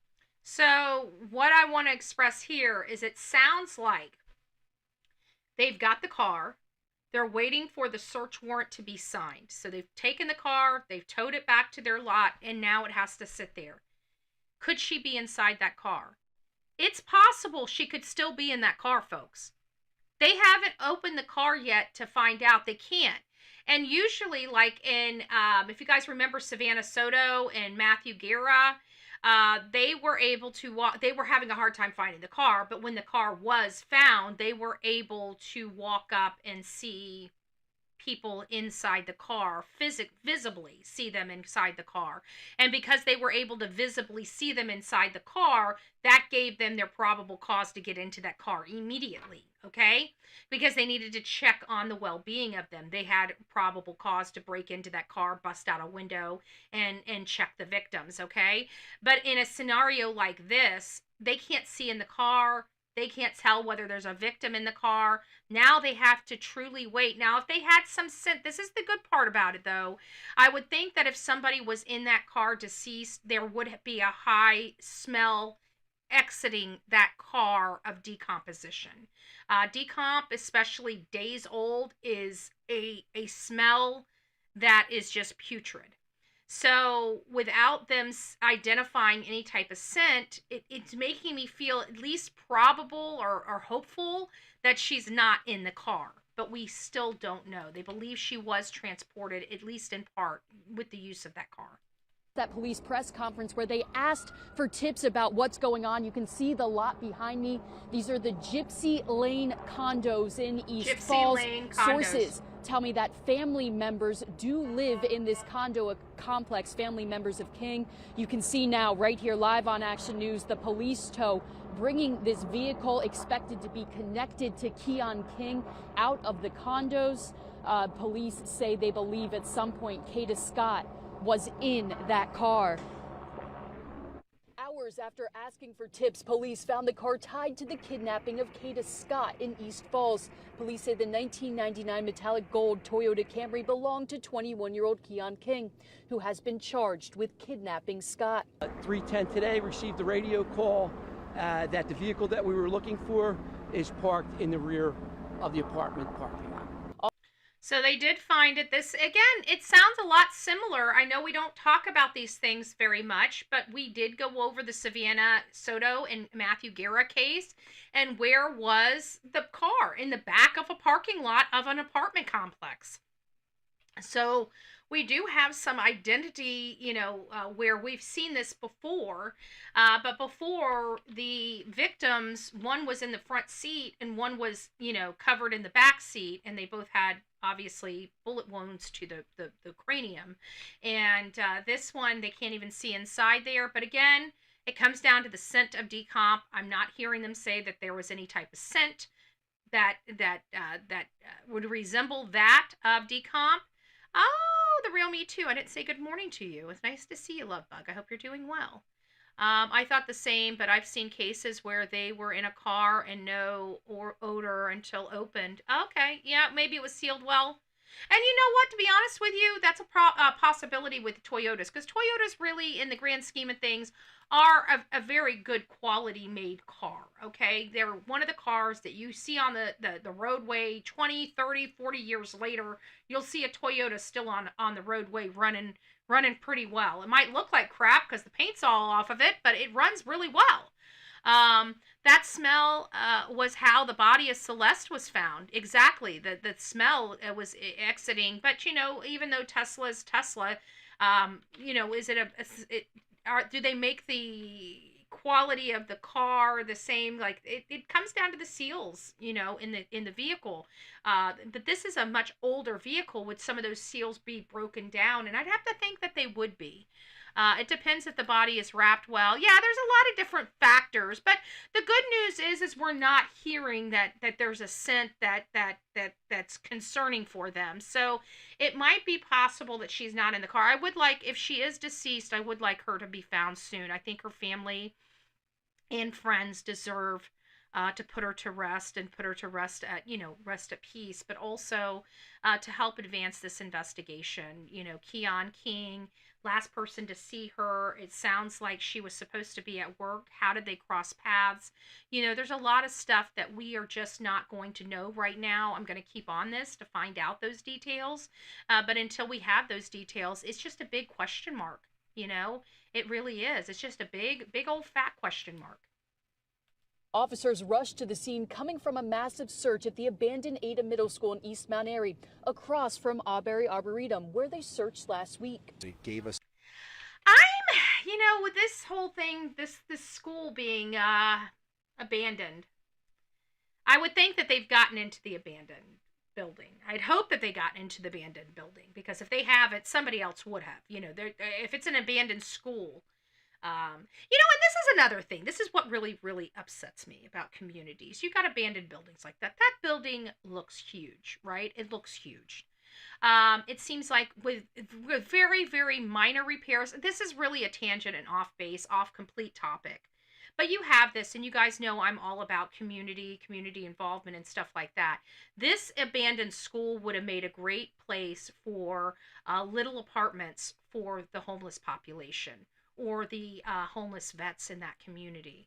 They could really be taking these abandoned buildings and doing something great with them that would help provide safety and security for the disadvantaged population of their community, but they would rather have the abandoned building than taking that abandoned building and utilizing it for something that could really improve their community and lives around them.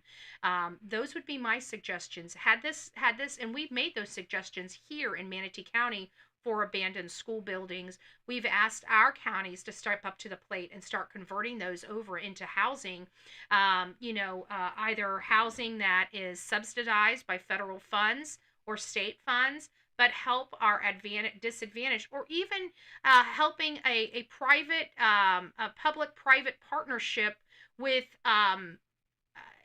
addiction services. Look at this big, huge building and how wonderful this would be for an addiction services or housing of people that need, drug-free housing, or I can't remember, faith-based community, something like there could be a lot being done here, instead of having an abandoned building where evidence of a murdered person most likely is being found on their premises. This should have been turned in and utilized for something. This is where I feel like some communities fall a little short, and activism really could help here. Some really good activism in this community of helping legislate your community, helping craft some of these initiatives where we can start turning these schools into places for the homeless population and or addiction services, live-in facilities, drug-free communities. I mean, you could just do a lot with it, and some of this stuff could be funded by Medicaid. Some of this stuff could be funded by the VA. It's like, as our malls close, that would be, but the malls are so big that it's hard to do that with the malls. Sometimes you can do that better with these schools, because they already have classrooms that can already be divided and put some doors on, and already have some facilities and showers and stuff like that, where malls typically do not. But the malls are good for, them converting those into affordable housings, affordable apartments for, lower income people, like our school teachers and our first responders and stuff like that. Like I look at these things and I think of something bigger. What can we do with these things? Malls, I think, are great for affordable housing, but I think these schools are really good for homeless and, wraparound services, homeless room and board or vet housing, just something that helps people get off this road and get cleaned up. I think that those things they're abandoned. What are they being used for except taking up space? Utilize them. Utilize them for as much as you can until something it can be done with them. But, again, it takes a whole lot of people's help and efforts to do that. A general area as to where to search. This area right here, the evidence that we had last week, this would still be in that area. Police say a tip led them to physical evidence there. You see officers pick up a phone case. Sources say they found a debit card with Scott's name. Tip. Who would have sent the tip? So the only people I can think that's going to be sending the tip is either his family or I don't know if he has friends. I don't know what this Keon King. Does anybody know any information about Keon King? If you're here visiting my channel for the first time and you're here because you know the case, you're living in the area, you may know some of these people. If that's you and you're coming across this video, please help me out. Send me some information if you have it. If you know who Keon King is, if you know his behaviors, if you know if he's is he a good kid, a bad kid? Obviously, he's in a situation, but that doesn't mean that that's his previous or past behavior. Again, when it comes to matters of the heart, people act weird. And some act out violently when they're not usually violent people. So we don't know who Keon King is, and he did have another outburst like this January of this year. But is there something else that could have set him off? Like what changed? What changed Keon King from being this guy to now being this abductor, starting January 2025, just of this year? What changed in his life? Did he lose somebody? Did he lose a mom? Did he lose an aunt? Did he lose a caregiver? Did his grandma die? Something usually, I'm not saying that this is what happened, but usually when you see something where all of a sudden something just happens like this, like where they're saying that he did this back in January, but this is the only other criminal charge that they seem to be able to find, right?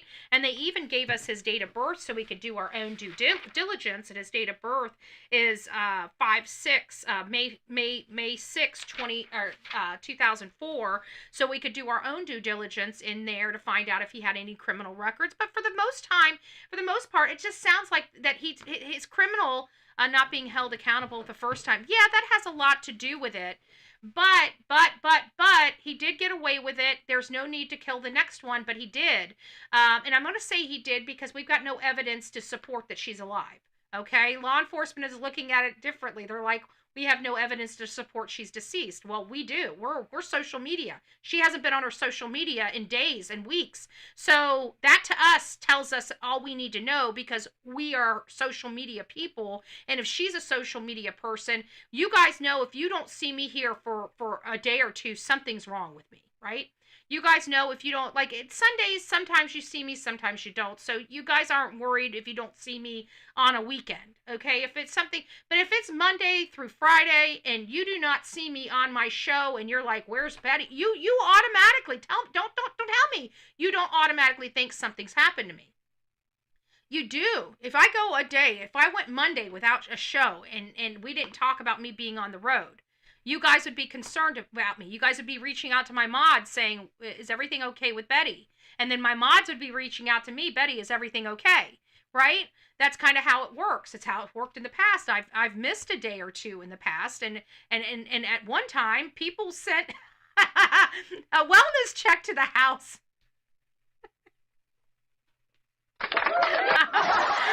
I'm not lying. It was my mods, right? It was my mods were scared. They were worried about me. My mods sent a wellness check, so it wasn't like some troll or third party. Like my mods were worried about me. They sent the knock at the door. I'm like, can I help you, sir? Well, are you doing okay, ma'am? Yeah. I can't remember what I was doing, but I'm like, yeah. And they're like, okay, well, some friends said that they were just concerned about you. And I'm like, who are those friends? Well, do you know so-and-so? Yes. Yes, I do, officer. I know that person very well. Oh, good gracious. That was years ago, though. They didn't do that again. They realized that, some days I'm not here, some days I am. But anyways, we have those when people aren't online and we're supposed to be. We know something's wrong. She hasn't been online. She hasn't used her phone. They're finding the case of her phone. They're finding her debit card. So she has no money. She has no money, no phone. And somebody is in jail for kidnapping her when it looked like she just walked out of work. So something seriously is going on here, and if he had a past and the first person survived, but he was arrested because of it, he may have lost his cool, and we know that other person survived a strangulation. Could Kada? He looks like a pretty big dude. He looks like he could be a football player, okay? She was just a tiny little thing. On it there too. Scott was last seen October 4th going to an overnight shift at her job in Chestnut Hill. Police say she did report being harassed before she went missing. Beautiful. Investigators would not say if the person harassing her were King or comment on the length or nature of their relationship. This isn't the first time her alleged captor has been charged with this sort of crime. Police say King was charged last January for kidnapping and assault of a female acquaintance. So last January, so it sounds like at least she must have been involved with him from before, after January, because she probably didn't even know that he was arrested in January, or she knew about it and he said, the girl was being crazy, right? And then her being naive, saying, oh, I believe you, not the woman. Let's go hang out, right? Let's go hang out. So that's kind of where that kind of comes from. And I don't know. It just seems like he's kind of her age. I feel like they had a relationship.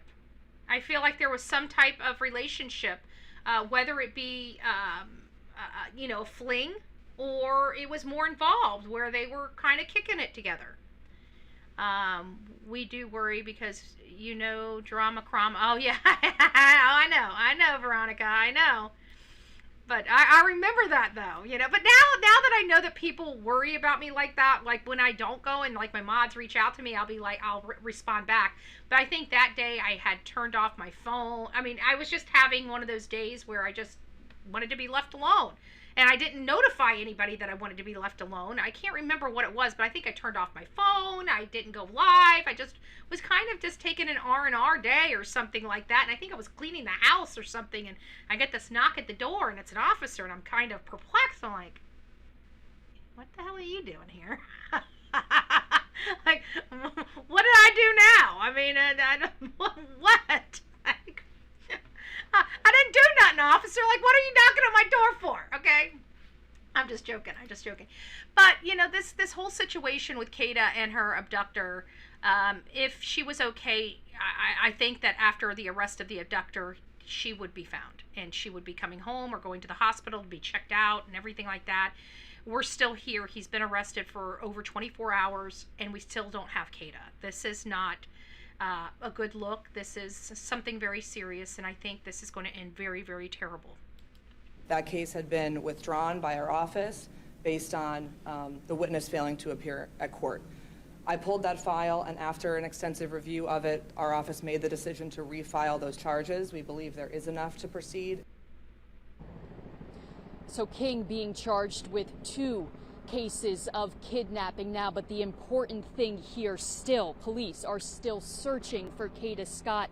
They are desperately asking for the public's help here. They are proceeding, of course, as if Kada Scott is still alive. They say they have no evidence to the contrary.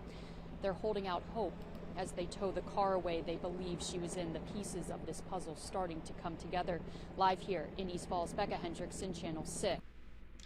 So that's kind of where we're at with that. Now we're going to be, I don't know really what more we can really say about Kada Scott, other than this is horrible. This is also something,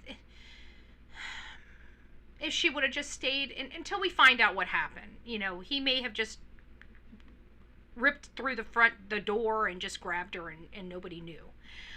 Or she left and went outside to speak to him and he snatched her. We don't know how this went, but we do know from what law enforcement told us, Kada walked into that building. She walked in, and they don't believe she was there 20 minutes before she was gone and never seen again. That is very concerning for me because we never heard whether she went into the building or not. We've been getting so many mixed information about Kada. It's been very difficult to decipher. Up until yesterday, law enforcement did acknowledge that she went into work, but they believe she was only there 20 minutes and she was gone and gone forever. So we're still missing a lot of intel and information related to Kada Scott, ones that we're not going to be able to piece together. This case is already crazy. Nobody's really talking about the relationship, or nobody has talked about the relationship. If anybody knows or sees anything online about Keon King, I mean, I'm going to try to do some research on Keon later today, just to see if I can find, any more criminal record than what we know, and any other information, friends, family that can identify, if we can find out who the victim was in the first attack, all those things. If you guys have that information or are doing the same research, please don't forget to include me in when you're passing that intel around. You can send that to bullhornbetty@gmail.com, bullhornbetty@gmail.com. All right, guys, now moving on to our next case, which is the explosion in Tennessee. This was at an AE, Advanced Energetic Solutions or Systems. I can't remember. I think it's Solutions, AES. They are an explosive manufacturing company, and they had multiple buildings, 8 buildings on a 1,300 acre campus. One of their buildings was completely flattened. I can understand why they're very concerned about this building, about it possibly, is it an accident or is it something more? It's because the building was completely flattened. They're treating the scene there like landmines because of the equipment and the chemicals and compounds that they were working with are explosive. And I looked into it, guys. I didn't realize, I when you don't know, you don't know. So when you don't have any kind of experience in things like, say, explosives or explosive manufacturing, you need to find that stuff out. You need to find out what type of components are in there. There's 3 different kinds of explosives. I learned some new stuff that they, I believe, were using. And they have to do things very, very differently. Like, they can't wear just normal clothes like us that can have static electricity. They have to be put in suits that are organic, I think, like, not cloth. Okay, they have to wear special suits so there's no static electricity. Because when they're dealing with these chemicals and components, one molecule, I never thought about this, but one molecule of this combustible substance, if it gets in, some of it can get airborne, and that's why they have to make sure they don't have anything that can have static electricity. That can combust with heat. It can go kaboom. One little minor molecule of the stuff that they're dealing with can get up in the air and go boom. And so I was like, wow, they have a lot of protocols and procedures in place so the stuff doesn't get airborne, but they have to wear special suits. They have to do special assemblies and assembly lines in special buildings and special protective, stuff. Some chemicals just need exposure to oxygen. Exactly. And so I'm learning about this stuff and realizing how important, but there were some things that were being said. We're gonna go over it because one of the interviews, which is next, it talks about that it's this man, he lost his girlfriend. She was the best thing in the world to him. And he talks about their last conversation and how she was more concerned about him because he had the dangerous job. So I'm thinking, the dangerous job, yet they're working with explosives. And so it dawned on me that they didn't consider their jobs dangerous because of all the policies, most likely because of all the policies and procedures in place to keep them from harm's way. And so you can imagine how perplexing this is to say AES, that has all these policies and procedures in place to make sure something major doesn't happen, and this happens.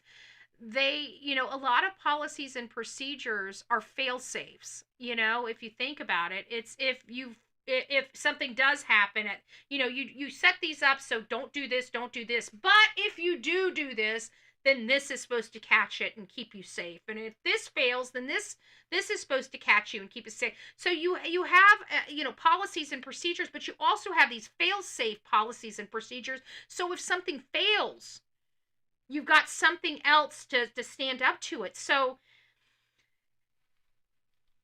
enough explosive material in one designated area that it does get affected would have this happen. Would they have had that much explosive materials to level this building? And I would have to say yes. The answer to me, if they're a manufacturing building, that means that they're putting these incendiary devices together for, say, the industrial field, the ones that bring down the building straight down, when you're in, like, say, New York, right? New York's the best place to show you how important these explosive devices mean to the construction industry. So, like New York City, you guys know how big New York City is and how tall the buildings are, okay? And buildings are literally stacked on top of each other in New York. You guys know that. Even if you've never been to New York, you have seen videos or photos of New York. They took 3 additional cameras that were added. Oh, we're going to be getting there. We're going to be getting to that as well. We've got a few. We're getting close to it. We're not quite there yet. We've got this. We've got 2 more interviews, and then we're going to be moving into Sebastian Rogers' case and discussing some of those things. So very interesting stuff. I learned that from Nerdy Addict, which Nerdy Addict and I kind of been fighting for years because he lied about me, saying that he knows for a fact we did not find the Gabby Petito bottle. And then he very quietly found out that wasn't true and very quietly apologized to me for that, but did not convey that wholeheartedly or continuously to the audience that he corrupted with the lie. And so, I spoke to him when I found out he was going to go down. Well, we'll get into that conversation when that time comes. But let's get back to this because I don't want to get on a tangent because we're losing daylight right now, and we've got several more shows to go through today before the end of the day.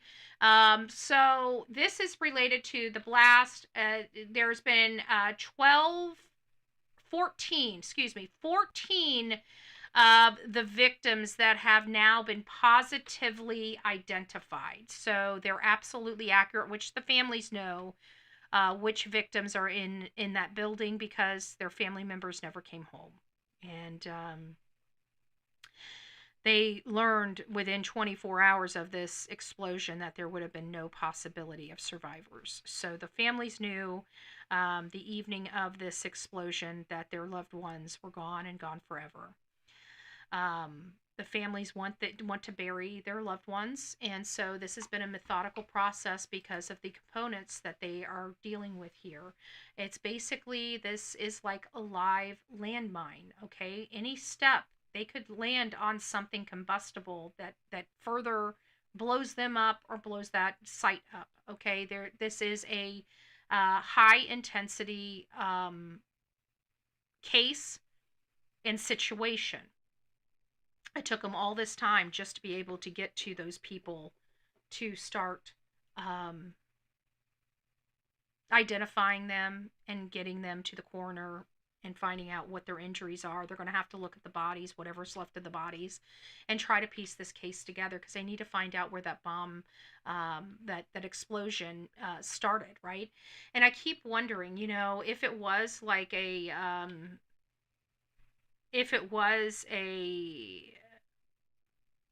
terroristic type of threat that was happening, I feel like there would have been a 17th person there. You know, I feel like somebody would have came in with a backpack or something like that and just walked into the main thing and just pushed a button and went boom, right? So I'm still kind of, I'm kind of middle of the road on this. I don't know what we're looking at here. Is there a possibility or probability that this could be something more than an accident? Of course. I mean, every person that would have information is deceased. We don't know what happened. It's like, you know, these people that are out there right now have no earthly idea what happened. They got out there and a building was fully collapsed. And they found out people were inside of it, and now they have to figure out what happened. So that's where we're at. I kind of believe, Deborah, that we're kind of in an accident scenario. I feel like, and the reason why I feel, not that I'm right at all, but there's reasons why I feel this way. I feel this way because I feel if it was an attack, that somebody would have taken claim to the attack at this moment. We would be hearing on back channels, on the dark web, somebody would be taking victory laps for a mission completed. And the reason why we know this is because we've seen it before. We've seen terrorist attacks before, and we've had people take, you know, claim it being them. We have not had any of that in this particular case. So, at least that I'm aware of. Now, I have checked, you know, we do have access to dark web. I haven't seen any thing that identifies any particular group that's, you know, taking credit for this. So that's where we're at right there. And they will follow the money too. Prayers for the victims. Exactly. The only way I can see that this would be a possibility is if there's a 17th person there, where somebody walked in with a backpack, kaboom, the whole place went one major combustible event that set off several smaller ones that brought the building down. I can see something like that happen, but you know, not having that that other person, then it just seems like an accident. There was a lot of combustible stuff in this building, and we just have to acknowledge that. I mean, it took them days just to make the site safe for them to get to the victims. So, you know, anyways, here is the update from the sheriff on what's going on. We're not going to get too into the questions. We're just going to listen to their statement. We've ran out of time. If you'd like to watch the this video in its entirety, let me just get this copied. Okay, here you go. You guys can watch the questions and everything later. But I'm just going to go through this, his preliminary statements about where we're at now. I can stand in front of you today and tell you that I have talked to all 16 families of the deceased. I will tell you, as of now, currently, we have been able to positively identify 14 of the 16 through TBI and utilizing the equipment that they have on site.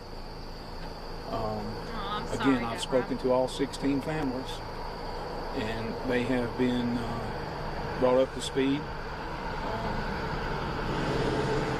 and are included in these conversations. Who's in A? NA is in rehab. Living in a sober living facility currently, allegedly. NA. Oh, no. Oh. That might be possible. Then how the heck is he out in Hendersonville? That's taking place today. We're moving forward. We're going to continue to move forward with the investigation. The investigation is full force. It's at a snail's pace due to a lot of the conditions. I left the meeting just a few moments ago that I can tell you that ATF and other state agencies are still moving, are fully committed, and we're still moving forward and trying the very best that we can do to keep everything going the way it needs to go. So we're looking at, I can tell you also that we have scheduled and are planning just for today. We are already planning things as far as 2 weeks out.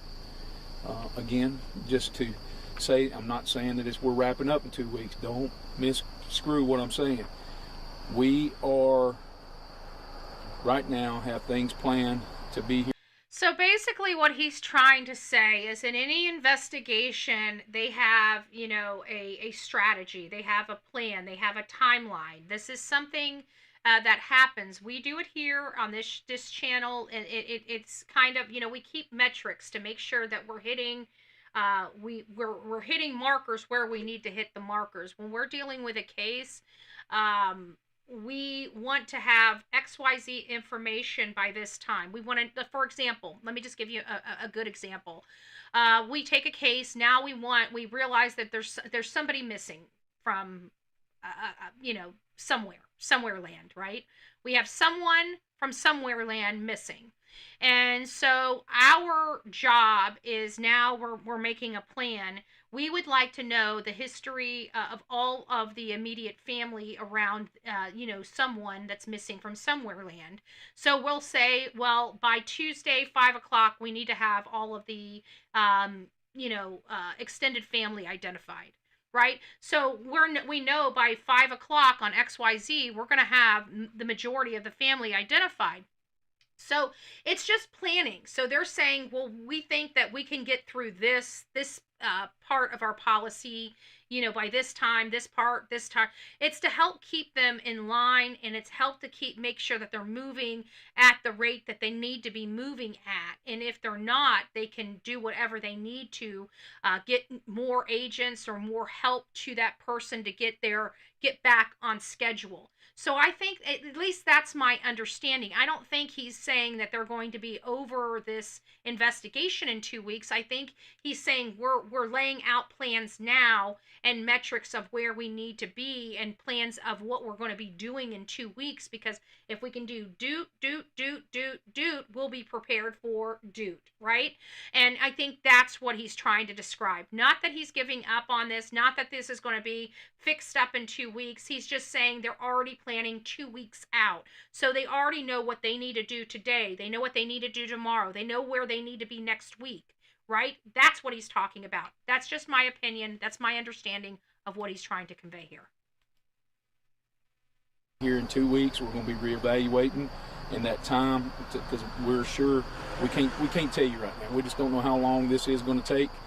We're going to be here a long time, and as I said in some of our earlier interviews, this is a marathon, not a sprint.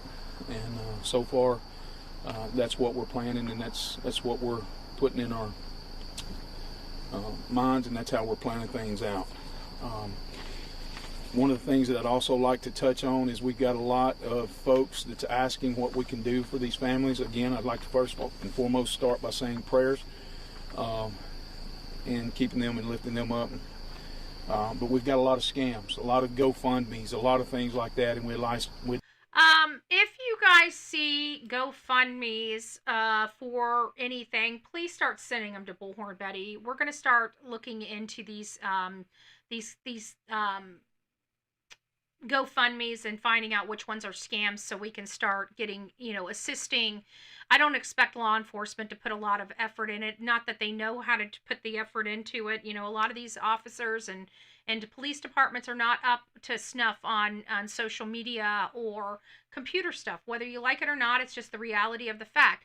So if you guys see any type of GoFundMe, please send it so we can source it. If we find out that there's somebody being dubious, we want to get those GoFundMes shut down. We only want the GoFundMes that are here to help the families, that are going directly to the families. I'm only going to promote the one that they've got on Humphrey's. What is this? Hold on here. I feel like I got a line here. It is my, damn it. I don't like that line. Hold on. Didn't realize we had a line. Let me make sure that line is now gone. Okay, it should be gone. I just realized we had a line. But we're only going to really be promoting whatever is on the website of the sheriff, right? They have one. They said it's on their sheriff's website. I have not went and pulled it or put it in a post, but whatever's on their website is the only one that we're going to be promoting, because I can't decipher if other ones are. The only way I'm going to be able to do is do a family tree to make sure that the people that are supposed to be helping are helping, and getting those gone. But if you see a GoFundMe for anything to do with these Tennessee explosion victims, please send those to me immediately so I can start getting an Excel spreadsheet, doing my due diligence, and getting whoever needs to be sent off to them to be prosecuted. If they're doing fraudulent activity, we can go ahead and get that taken care of. So just keep me in mind if you see them.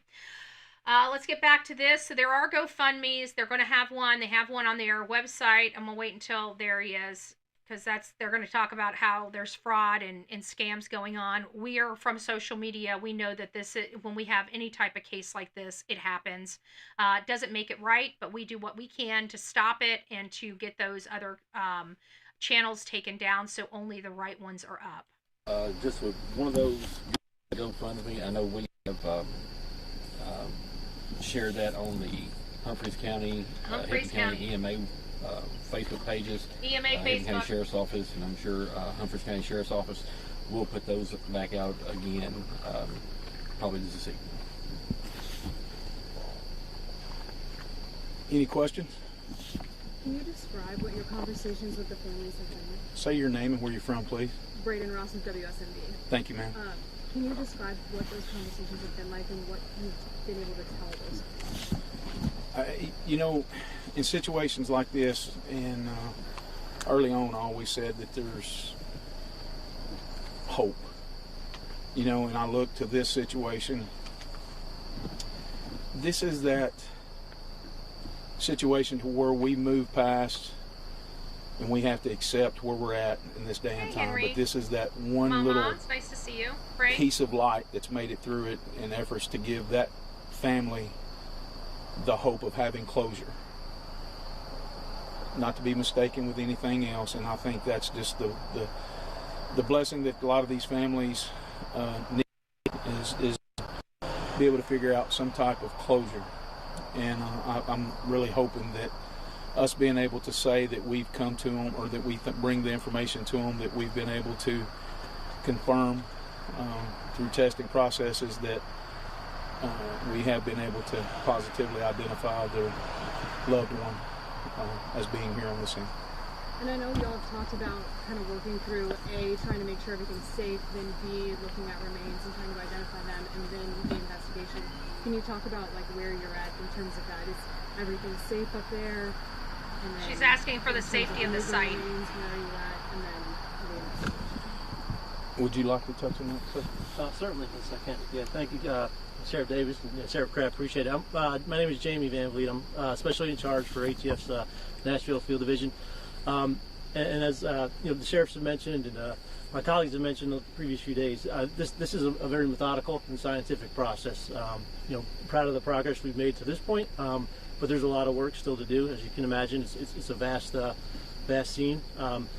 For the most part, we've been able to remove hazardous materials and live explosives from the scene. That doesn't mean we won't uncover more as we move forward in this process. So we're constantly. So they've already had to remove live explosives. Okay, this is the type of active situation that they're talking about, the methodicalness and the fact that they're basically working on top of a large landmine. You know, they have to go through they could step wrong and be right along with the other victims. So I want to make sure everybody understands what we're truly dealing with at this site, because it's got to be very nerve-wracking for these folks that are saddled with clearing this scene and finding out what happened. But they're also having to do it with PPE, certain type of heavy PPE that they most likely are having to wear. One, because of the stuff that's being breathed in. You know, you got deceased individuals, things that are getting airbound. You got explosives. You cannot have those explosive molecules in your body. you've just got a lot of stuff that you're dealing with here. So I just, you know, the gravity of this situation is huge. Constantly mindful of that. Also, in the initial stages, trying to mindfully and respectfully remove the remains of the victims from the scene. So we may cover additional items and those sort of things as we move forward and start processing the scene. This is day 5, and like I said, there's a lot more work to do. Thank you.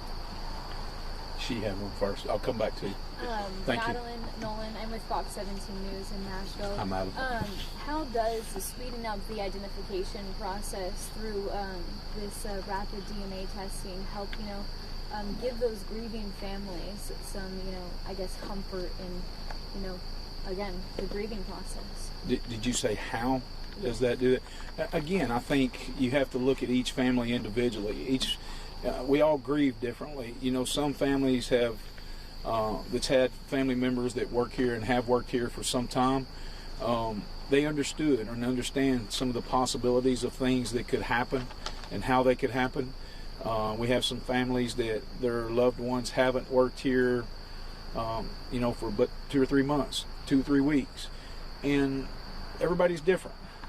It's with any other natural situation, any other incident where somebody loses their life. It's everybody's different, and that's the only. They just want answers. That's basically what it is. They just want answers. So in an effort to kind of help out with some time, we're going to go through here to kind of explain some other people that were victims. Relatives of one of the 16 people killed last week in an explosion at a munitions plant in McEwen. Fox 17 News' Karen Aguilar tonight at the site of the explosion now with more from the families. To families, the site of the blast is a somber reminder of what they've lost. One victim's wife tells me he was her soulmate. Another victim's cousin tells me he was like a son to her. Eric Anderson went to work at Accurate Energetic Systems on Friday, not knowing it would be his last day alive. He is one of the 16 people who tragically lost. And we went over the people that lost their life: Jason Adams, Billy Baker, Jeremy Moore, Christopher Clark, James Cook, Letitia Mays, Melinda Rainey, Stephen Wright, Eric Anderson, Adam Boatman, Mindy Clifton, Raina Gillihan, Melissa Stanford, Rachel Woodall, and Donald Yoel. Lost his life in the plant explosion that happened that very day. I just want to remind you guys, there was a building there, and it has been leveled, completely leveled. Everything. Think about all the equipment, the production line, all the materials. It's all gone. There's nothing there. There's no desks. There's no chairs. There's no office equipment. It's all gone. The computers, the printers, all gone. Everything gone. It's tough, but getting through it as best I can. I spoke to his cousin, Sheila Cross, over the phone. That's really low. Even if it has been days since his death, the pain is too much to bear. He was like a son to me.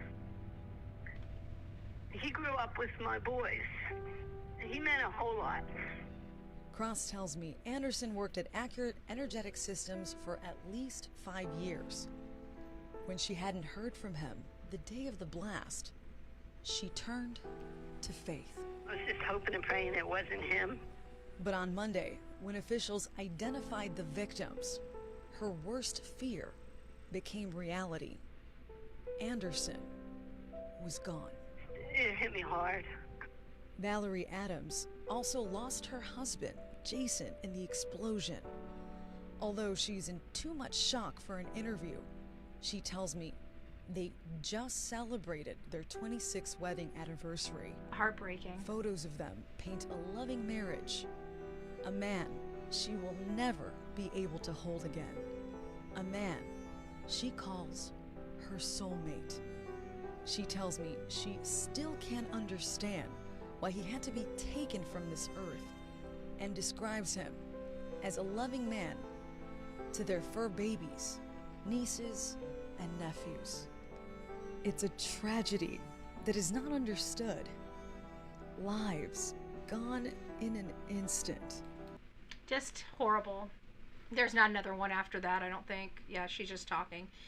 And then this is the one that is really heartbreaking. This is one of the victims' fiancés. They were starting their life together, and he's the one that sent off, and his significant other was worried about him because he had the dangerous job. His truck broke down the day that this explosion had. He was not having a good day that day, and then to boot, he finds out that it got a lot worse very quickly.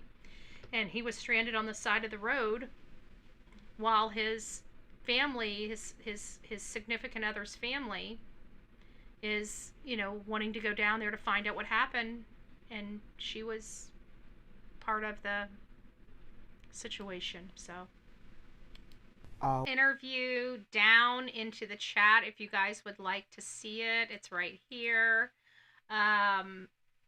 But these are just the people that were living their normal life, and then boom, their whole entire life changed, and it changed in an instant. We had fathers, brothers, mothers, sisters, aunts, best friends, all gone in a blink of an eye. These people didn't have an opportunity to say goodbye. They never knew that morning when they said goodbye, I love you, was the last time they were going to say I love you to their loved one. And many people around the world want to know what truly happened out there on that site. And it makes me wonder, are we ever going to find out? Are we ever going to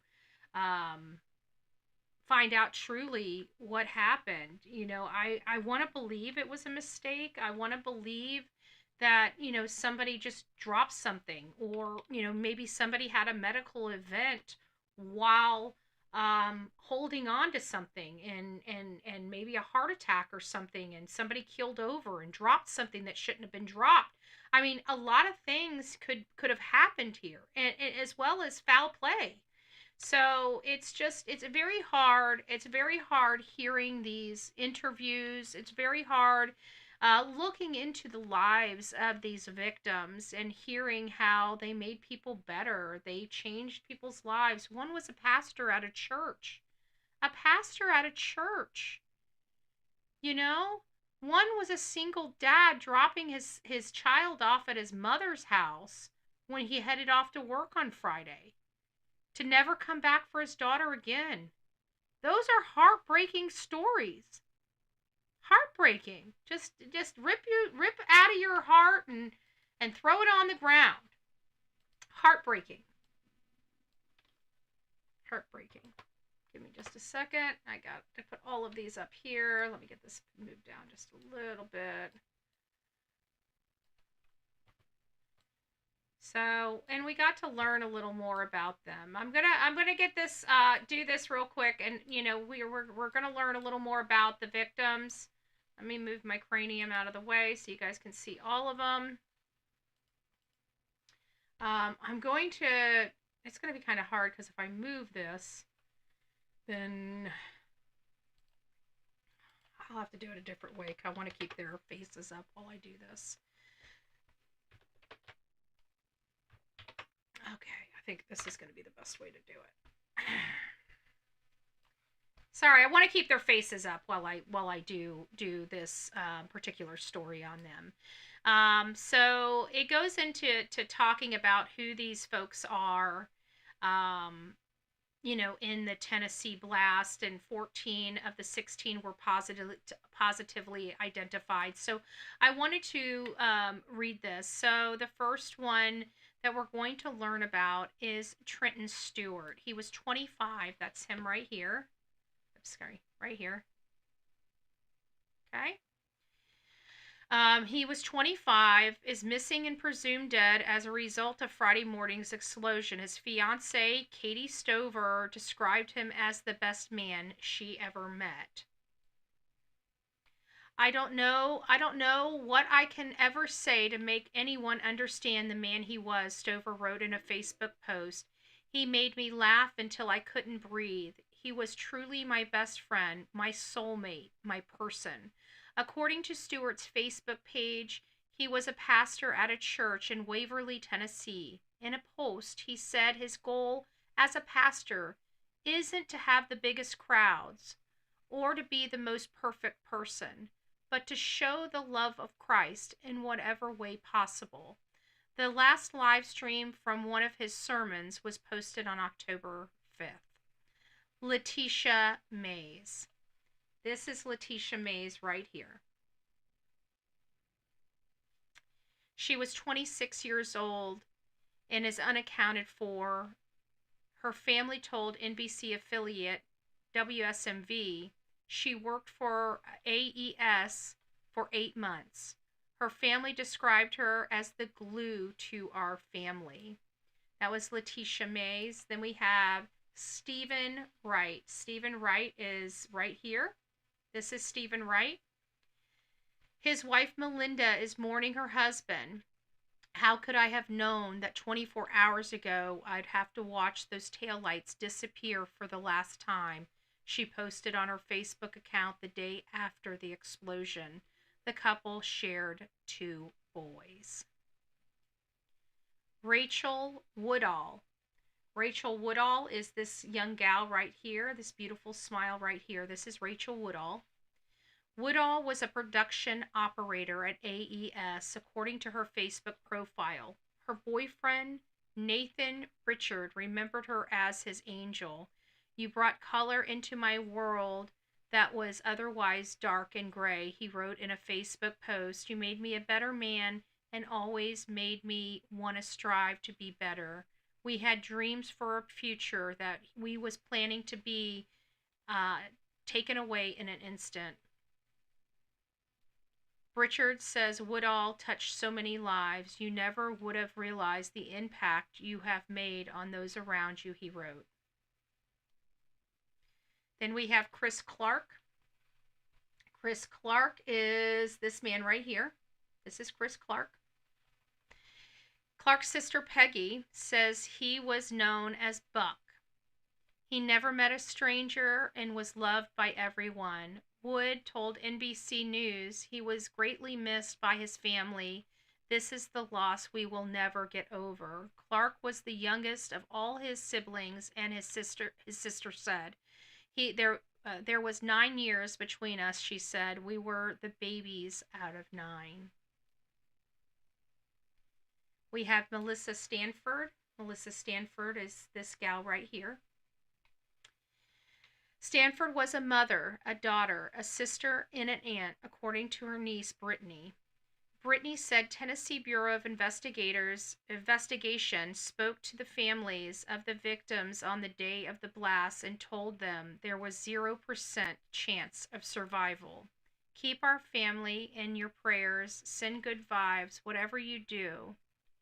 The cousin wrote, Brittany wrote on her Facebook post. So day 1, everybody knew there were no survivors. Everybody knew there were no survivors. This right here is Jeremy Moore. On Friday, Moore's mother, Ava Henson, asked for prayers for her son after hearing there had been an explosion at his workplace. She described her son, who lived near her, as sweet as sugar.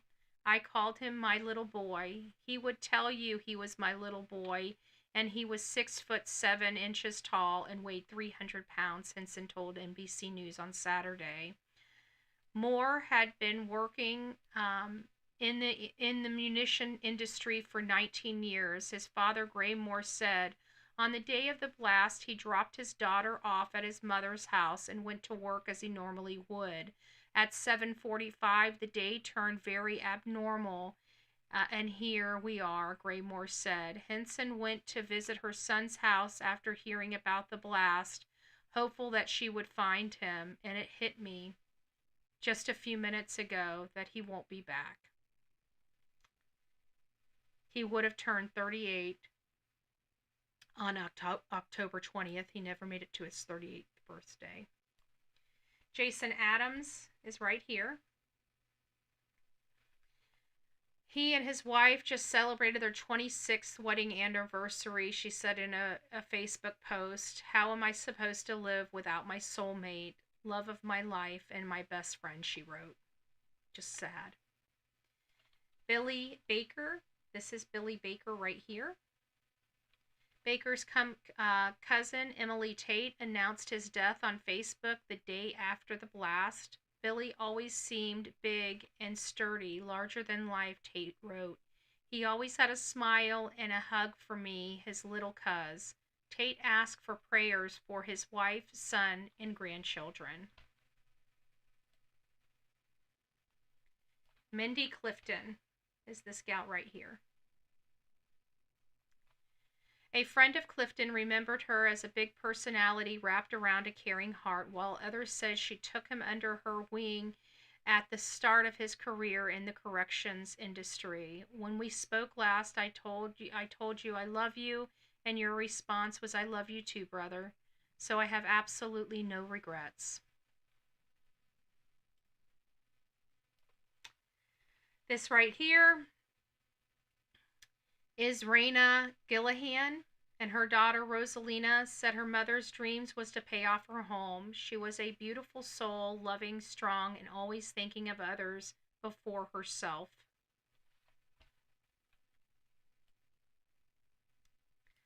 Donald Yowell.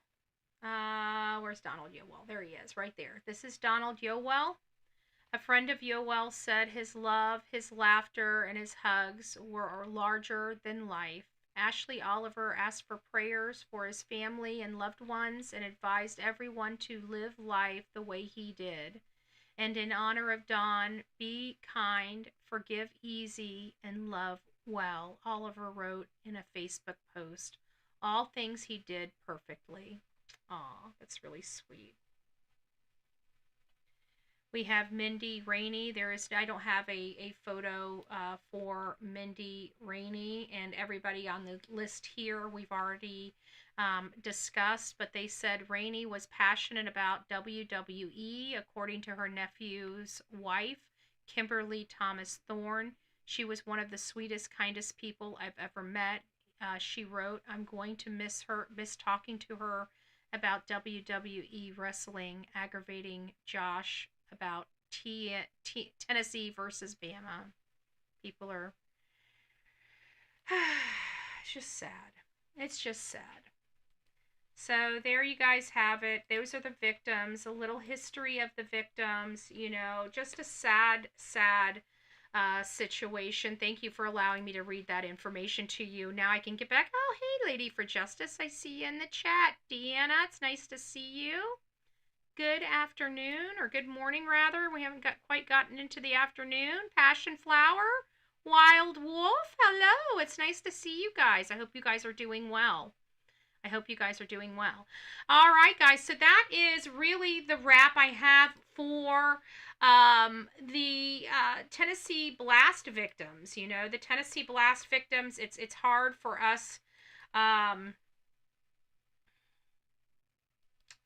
it's hard for us because, you know, we're walking into this case. You know, these are people's lives. People, their entire families have been rocked to their ever-loving soul because, you know, it's just, it's sad. It's sad. People, can you just imagine? I mean, we're all here right now. We're all here, and we all have loved ones. Can you imagine your loved one going off to work and within a few minutes, your lives forever changing? I mean, this happened at 7:45, typically sooner than when most jobs are before, you know, 15 minutes before most jobs are even, you know, working. People, production lines usually aren't moving until 8 o'clock, and this explosion happened at 7:45. Again,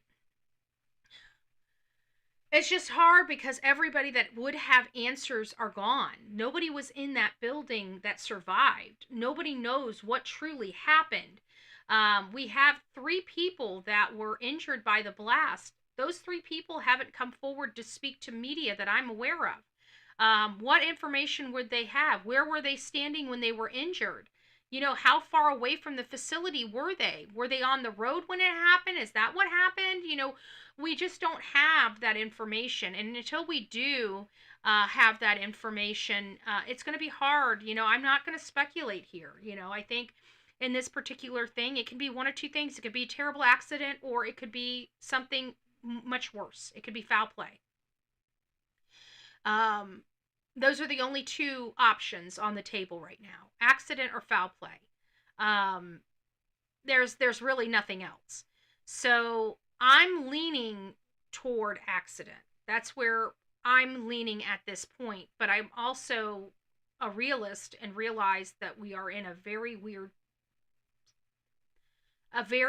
part of our society right now, you know, where there's a lot of evil, a lot of crime, and a lot of people that want to hurt people. For whatever reason, a lot of people have lost their way in our country. They choose violence over diplomacy, and it's a shame. It's a shame, but that's the environment we are in right now. And so we have to acknowledge that, and with acknowledging that, it tells us that this could be much, much worse than it is. And we're praying to God that it's not. So I'm very, very thankful for law enforcement giving us what they can give us out there. I'm very thankful for the other people doing their due diligence on social media, giving us the victims before they were officially provided. And I knew why the sheriff was doing that. He knew who the victims were. They knew who the victims were that day. Okay? They spoke to the people that day and told them there was 0 possibility of survivors. So they had already notified the families. The way I'm looking at it, they've already notified the families. If the families knew that their person was in there, that their person is dead, that's a notification. Okay, they notified the family. They did what they had to do. So he was really withholding the names of these victims. One, because there were a few victims that were ultimately found that weren't at work, that were alive, and that's good news, not bad news. We would love to hear more of that. But at the end of the day, they did notify the families. He was just giving them time to grieve before, you know, mainstream media started crawling up their crawl. All right, guys, so now we're getting over to the Sebastian Wayne Drake Rogers case. I'm going to take a few seconds, if you guys want to. Before we dive into this, I'm going to freshen up my coffee. I got coffee here, but I'm going to go use the little girls' room. If you guys need to do the same thing, please do. And then we're going to come back in here and dive into the Sebastian Wayne Drake Rogers case and some of the new information that has been released from the mob crew, and go over that. So if you guys want to take a break, get yourself something to drink, something to eat, and we will be back here at like 2 minutes. I can't imagine it taking me longer than 2 minutes to grab a couple things from the kitchen and to use the little girls' room and make it back here. But this case, we are kind of rolling over a lot quicker than, you know, usually we would be getting off, you know, the show right now, but we're going to be going over another segment, so we're going to be here just a little bit longer. So anyways, I don't need to explain anymore. We'll be back here in 2 seconds.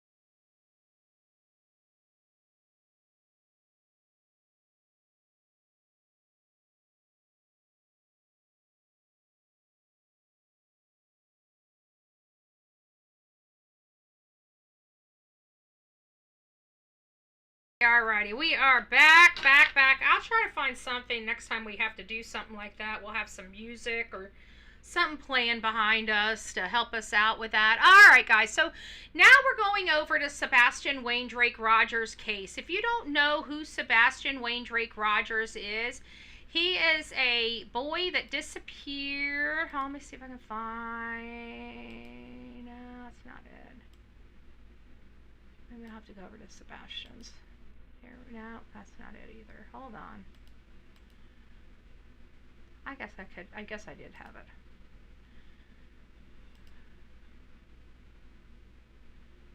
Hold on, where is it? I don't know where it's at. Why isn't it on here? Could be this one, right? Maybe? Nope. Huh. Alright, well, we'll put Kada back on here since we talked about her. I wanted one with Sebastian. Let me add one, because I know we got a Sebastian one here somewhere. Hold on. Where is it? Add existing. Add existing. Where's Sebastian? We'll do this one. Yeah, that'll work for me. Okay. There we go. Oh, no, he's not on this one. Hold on a second. Let me delete that one. Yes. Anyways, we've got one for him. I don't know where it's at. I really don't. I don't know why it's giving me such problems here, but it is. It's giving me problems for my videos, and I don't know why. Is it this one? No, it's not this one. It's not this one. We'll do the victims. Okay. Anyway, Sebastian Wayne Drake Rogers is a 15-year-old autistic boy that disappeared from his home in Hendersonville, Tennessee, and has not been seen or heard from since. And his mom and stepdad have always seemed a little weird, in my opinion. There it is. So Sebastian's over in this corner. I don't know if you guys can see it, but he's over in the corner down at the bottom on the right side of your screen. Keep moving this down. There we go. Now I'm back. So he's over on that side of the screen, all the way over by his father, Seth Rogers, which is behind my head in the pink hat, as you can see, with me screaming there because we say, hell nah, nah, nah to Satan. Not today, Satan. Not today. That's what I'm screaming at these idiots over on the other side of the screen. So Sebastian Wayne Drake Rogers disappeared in his mother's custody. What we've learned from law enforcement this entire time is that Sebastian, this is his mother, this piece of shit right here. There's his stepfather, and this right here is Sheriff Snuggle Struggles that likes to help these two people get away from their crime. Well, what we've learned from Nerdy Attic here just recently is that there appears to have been a search warrant executed on their persons, taking their electronics and 3 cameras out of the house, the 3 cameras being installed after Sebastian Rogers was missing. They basically say that they had no cameras in that house. The lady works, his crazy ass, disgusting, sicko, twisted mom works for Brinks, has an autistic child with medical needs, and basically tells the whole world that she doesn't use the services in which she installs in other people's homes. She tries to say that even though she's an installation, a security system installation tech, she has no account with Brinks or anybody else, but we do know that there's a motherboard in that house. We do know that ADT, at least the chimes, can tell which doors were open at what time, whether or not they had service or not, because there's a motherboard in that house. And I keep wondering, did they get the motherboard out of the house? And if they had not, I can guarantee it's probably already been replaced by Katie. So, you know, that's another opportunity missed for law enforcement. But I find it also interesting, if true, because it comes from Nerdy Attic. Nerdy Attic, I have a hard time trusting because of what he did to me, how he lied to his audience so so convincingly about the water bottle for Gabby Petito. And now that Gabby's father is out there saying that yes, it was her bottle, all of a sudden it's like, oh well, I guess it was her bottle. I guess these people weren't lying. But for the 2.5 years that Nerdy Attic kept telling everybody that we were lying, that we were inserting evidence in a federal investigation, yet we were intentionally doing this, but we managed not to get arrested for interfering with a federal investigation. Makes no sense, but that was the shit he was peddling. So I already have an experience with Nerdy Attic. I have an experience with Nerdy Attic telling us that he knows everything, telling us he does his due diligence, and lying to his audience with factual information that clearly isn't factual information. So please don't misunderstand me. I'm glad Nerdy Attic's out there, but it makes me wonder how good his due diligence is, because he lied about me for years until he was forced to come to reality and walk it back after Gabby's father acknowledges that being her water bottle. And it was her water bottle, folks, okay? There's no ifs, ands, or buts about it. It was hers. And law enforcement left it behind. And not only that, when we found it and we had a funny feeling that it was hers. We didn't know for a fact at that time. We had no internet out there, so we couldn't even do any due diligence. We had to go back into town and then realized it was hers and it was seen on her van. And so then we made a big stink because the spokesperson for Northport Police is like, oh yeah, we just had some idiots out there. They just called stuff in. Nothing was found. And so we're like, don't call us a liar, you piece of shit. And that's exactly what I said to that asshole. That was the spokesperson for Northport Police, because that's one thing you don't do. You do not call, if I make a mistake, I make a mistake. But you're telling me I intentionally lied and you're telling that to people? Bitch, please. And that's basically how it was, because I was ruthless when we first started out. I didn't really care about law enforcement. I didn't care about rolling up on you with cameras coming out. I didn't care about sneaking into your business with cameras all over me. That's just the way I did my work, okay? I've calmed down a little bit, but I will pull those strategies out in a heartbeat if it helps the case. But I was ruthless back then. And I didn't really care about people's feelings, and I definitely didn't care about law enforcement's feelings. So I had a lot to say. I cussed that POI out. I will tell you that. I can guarantee, and he doesn't know me as Bullhorn Betty. I didn't get Bullhorn Betty until after the Gabby Petito case. So I was only known as Andra, right?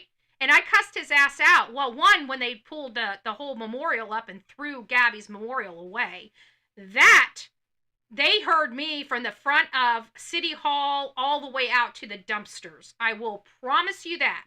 They heard me. Everybody heard me in that City Hall. I was pissed. I have no problem raising my voice whatsoever. But in this situation, we've got law enforcement that's actually hindering. Northport Police were not hindering. They actually supported the work we were doing. We worked directly in concert with law enforcement out there. We coordinated with them. We told them exactly when we were going to be on the Bullhorn. We were there for 5 minutes. The rest of the 55 minutes, we were out hitting the roads, knocking on doors, getting information, going to places like Dick's Sporting Goods to find out if Brian Laundrie or his parents were in there buying any type of equipment for camping, because we knew that the family knew. Everybody in the world kept believing that the family didn't know, and oh my gosh, I can't believe you're doing that. The family knew. We knew that the family knew. We knew the entire family knew. Trust me, our stuff was directed at that family for a reason. And here, in the Sebastian Rogers case, the same thing. The same blessed thing. We are onto something. We are looking at the right people here, and we've got a sheriff that is obstructing this investigation. We've got a sheriff that doesn't think it's the responsibility of him to inform his community. He has not had a public press conference in over a year. And by April of 2026, it would have been 2 years since he's had a press conference. This is not a sheriff that gives a shit about this case. Every press conference he's had, won't even spend the money to print a picture of Sebastian and put behind him like everybody else does. He's incompetent and he's unprofessional. He doesn't deserve the votes of Sumner County. He just doesn't.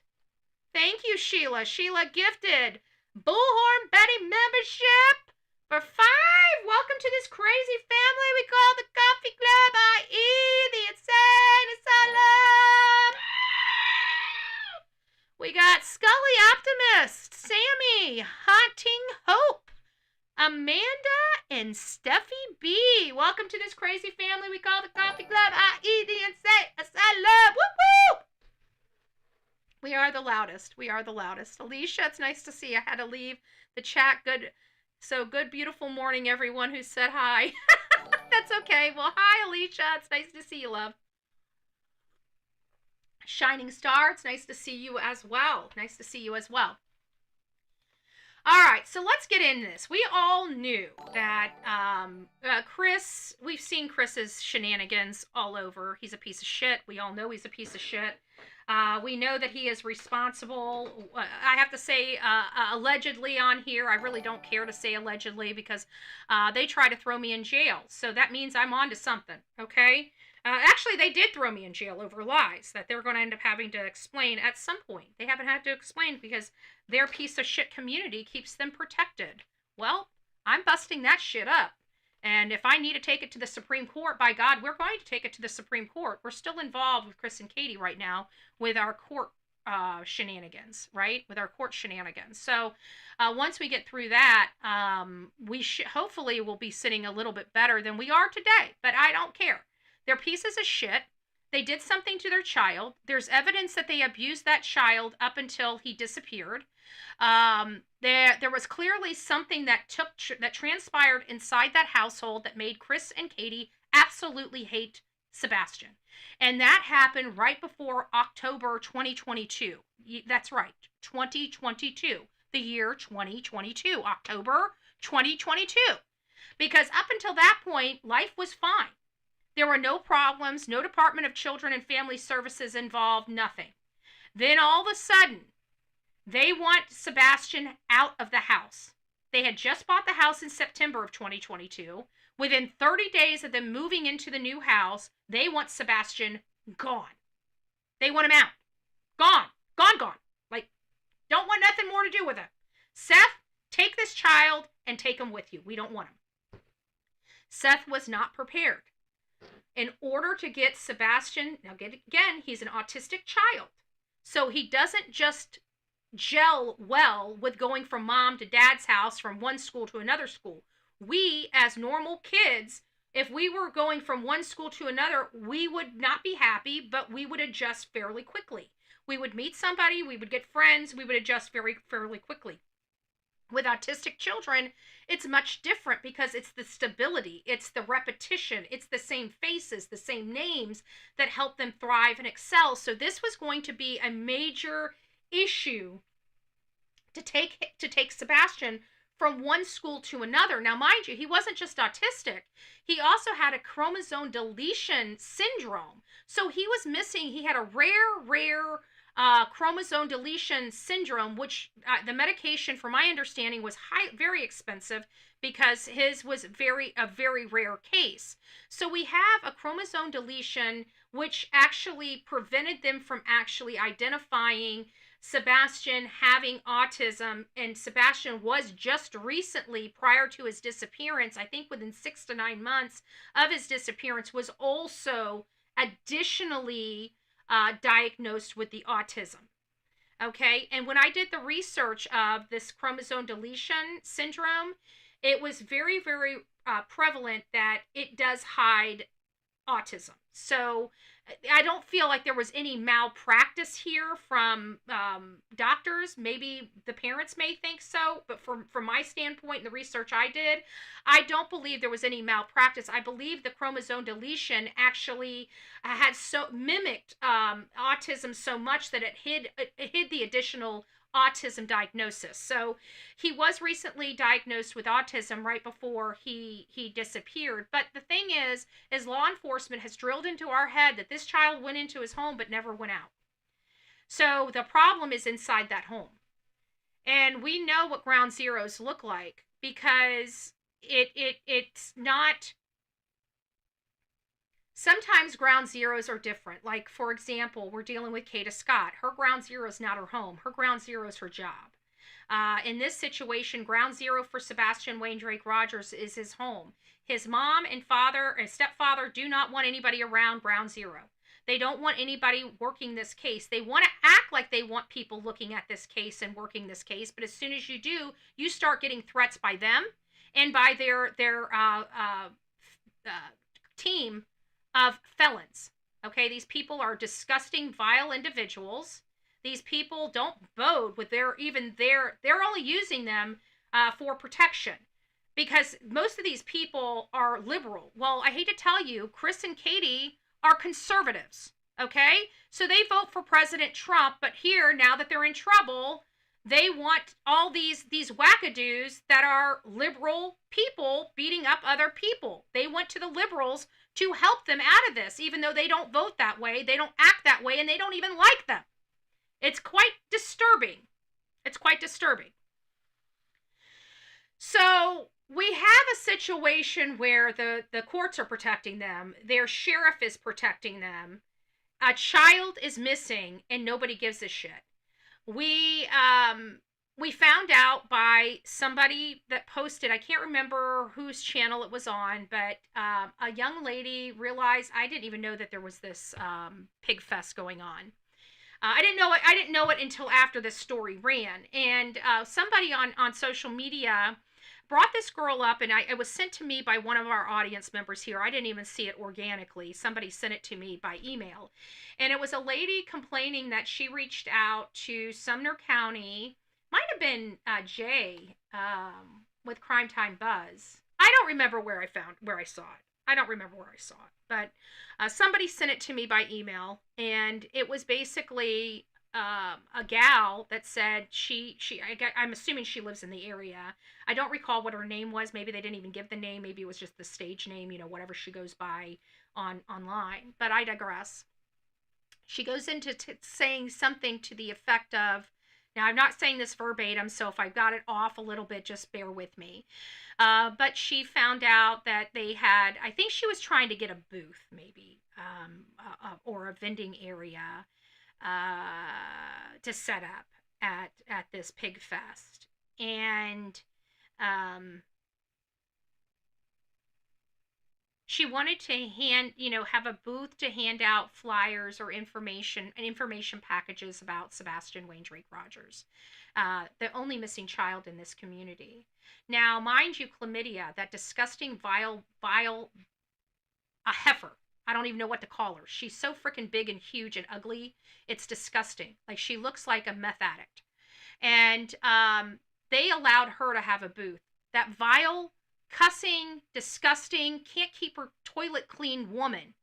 They allow her to have a booth at this pig fest, but would not allow this young lady that I don't even know her name have a booth for Sebastian Rogers, a innocent missing child, a disabled, innocent missing child from this community. They would allow a criminal to have a booth over a woman that just wants to advocate for their only missing child in that community. She was told no. The criminal, the disgusting, vile twat, was given a booth.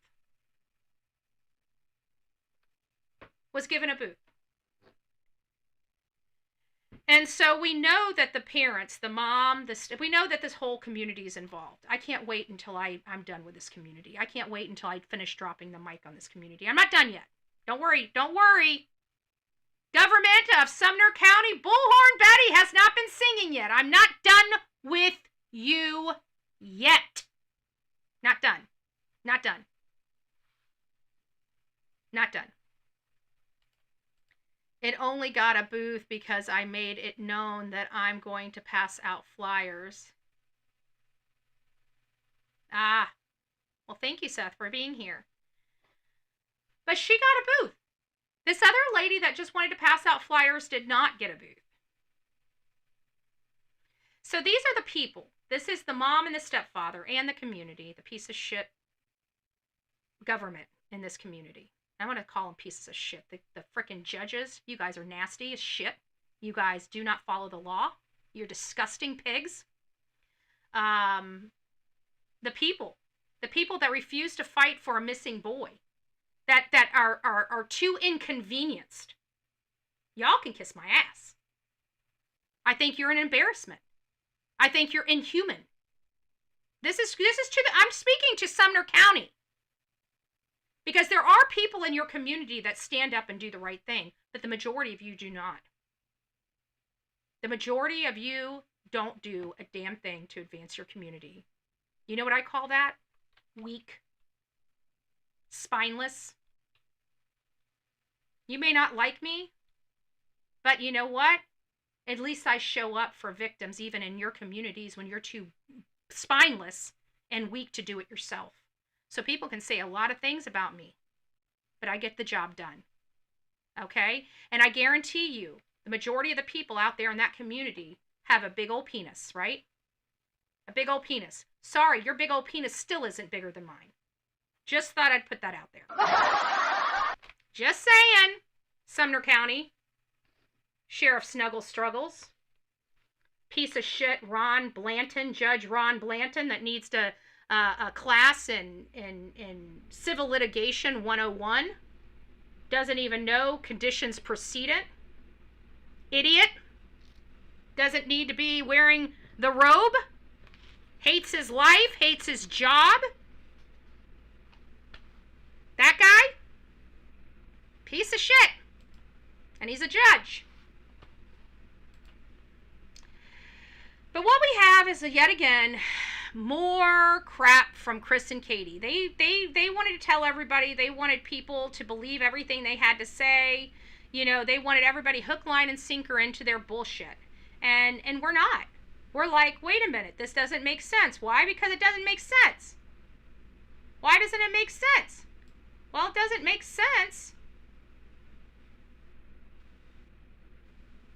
because they don't care whether it makes sense. They're just spinning a story.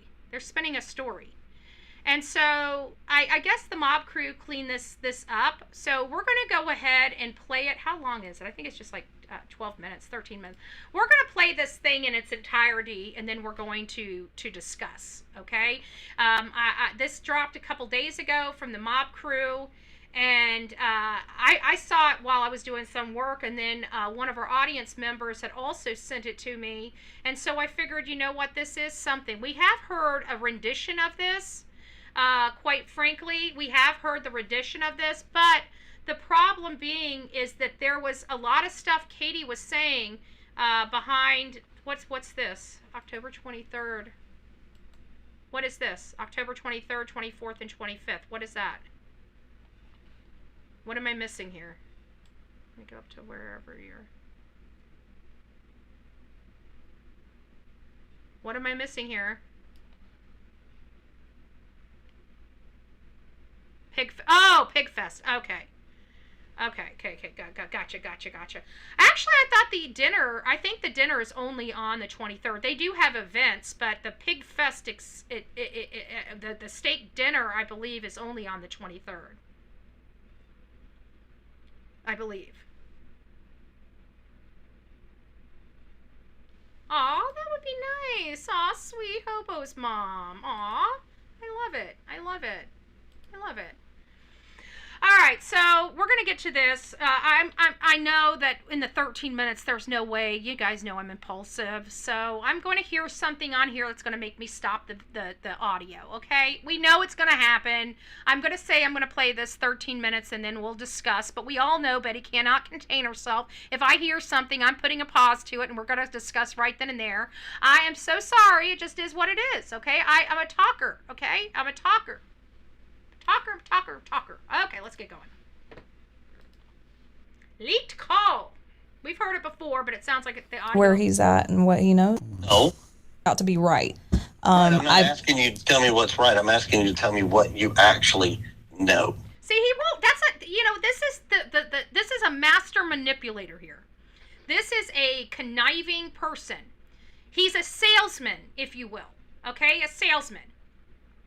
Because he wants to know what, he doesn't want to answer any questions. I told you I wouldn't be able to last. I didn't even last. How many seconds did I last?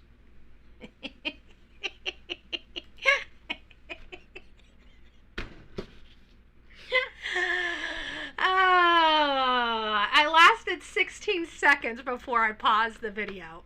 This is my problem with the Sebastian Rogers case, okay? I am so freaking frustrated and angry with this damn case. I literally I could literally hijack the entire show for days over the Sebastian Rogers case, right? I mean, we have one of the largest databases of information about the case, you know, as of anybody other than the criminals themselves, Chris and Katie Proudfoot, allegedly, and in my opinion, which I'm entitled to, even though Sumner County's too stupid to realize that. But I digress. So he doesn't want to talk until he knows what you know. I know a lot, okay? I know a lot. I know a lot. Chris will not have a conversation with Betty, okay? Even before the restraining orders, I never approached him because there was no point. I didn't want him lying to me, and I didn't want to speak to him, which is kind of ironic that they're saying that I'm stalking them when I don't even want to speak to them, right? And don't want to have anything to do with them. Like, I want nothing to do with them. I think it hurts their feelings. I think it hurts their feelings so much that they went and lied on an affidavit because they want to feel more special in my world than they really were or are. I don't care about them. If they disintegrated tomorrow, I wouldn't care. Okay? I think they're abusive people that did terrible things to a child. A defenseless, innocent child that had medical issues. And Mommy Dearest is Mommy Dearest. She's a piece of frickin' crappy crap.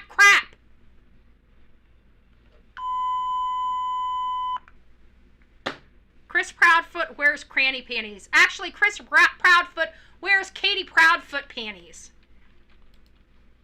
We have proof. We have receipts, folks. We saw the panty lines. Because they're just a swangin'. We're just a swangin'. Just saying. He walking in like, oh my God. Oh my God, cause we just a swangin'. I'm not calling you. Are you a swinger? You're swinging your tail. Does that mean you're a swinger too? I know what you want. I know what she wants. She's getting on my...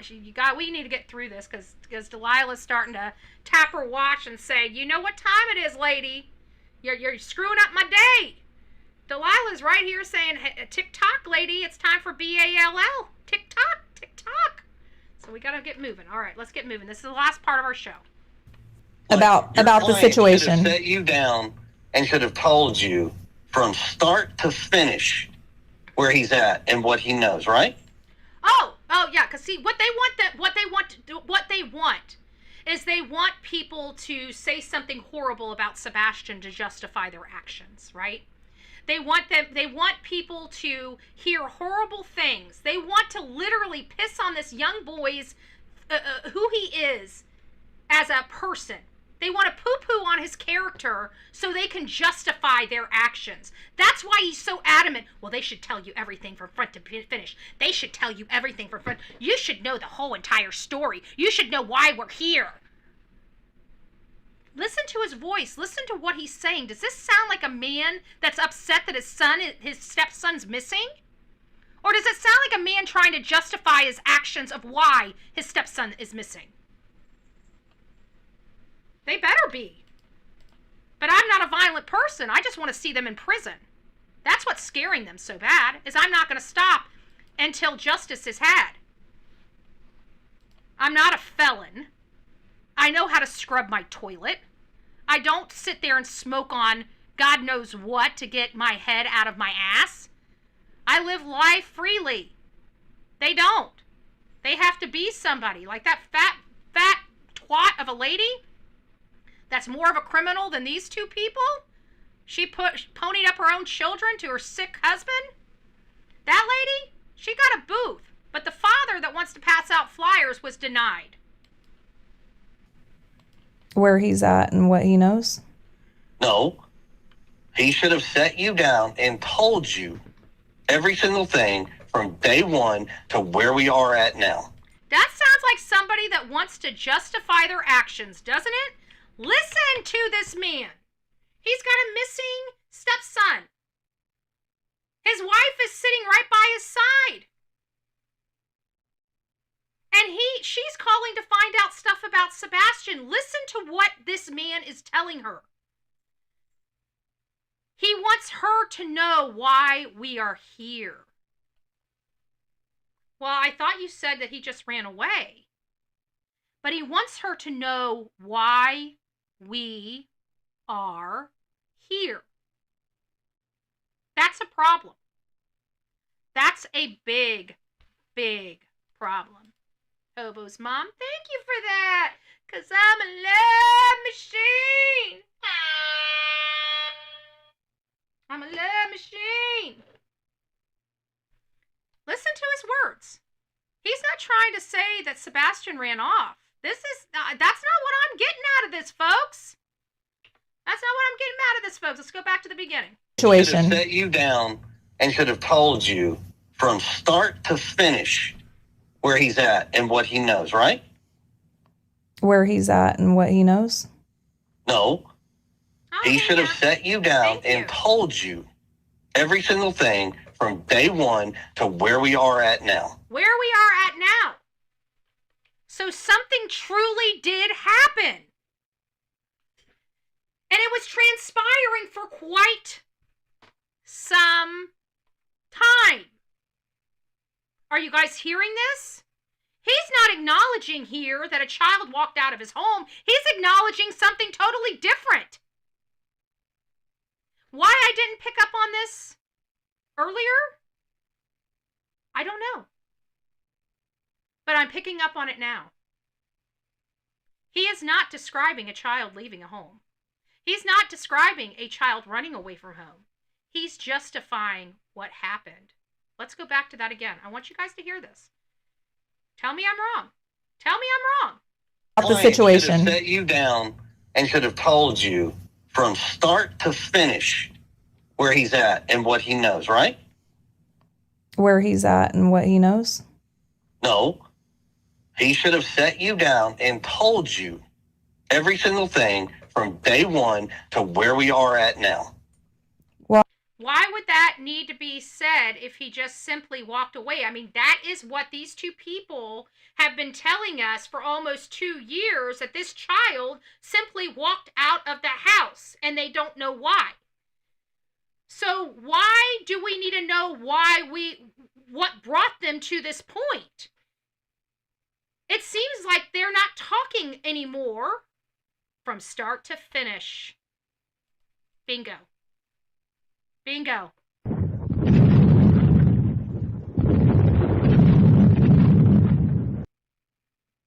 He's saying stuff. He's releasing stuff, folks. I haven't changed my phone number. Hashtag bite me, bit me. I don't know what that means. I'll let you know. I don't know, Seth. I don't know what that means. Were you saying bite me or bit me? I don't know. It's a little wonky. I don't know if you changed your number or not. All I know is I call a phone and you pick up. So, do you have like 50? Bite me.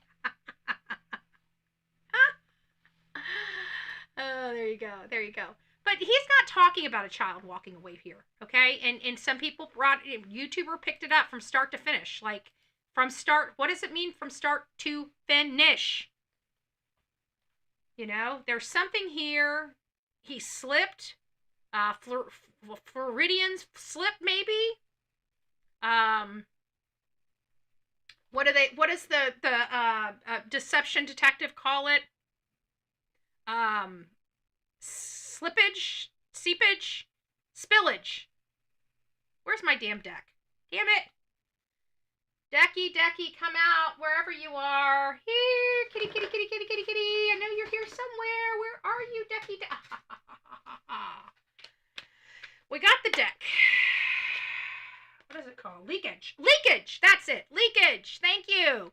Not even. I thought I was gonna have to go through this whole entire deck. Thank you. Leakage. I believe that's leakage. I believe that's leakage. Yes. Thank you, guys. Thank you. Leakage. It happens after over usage. Yes, that's it. I feel like there's some leakage here.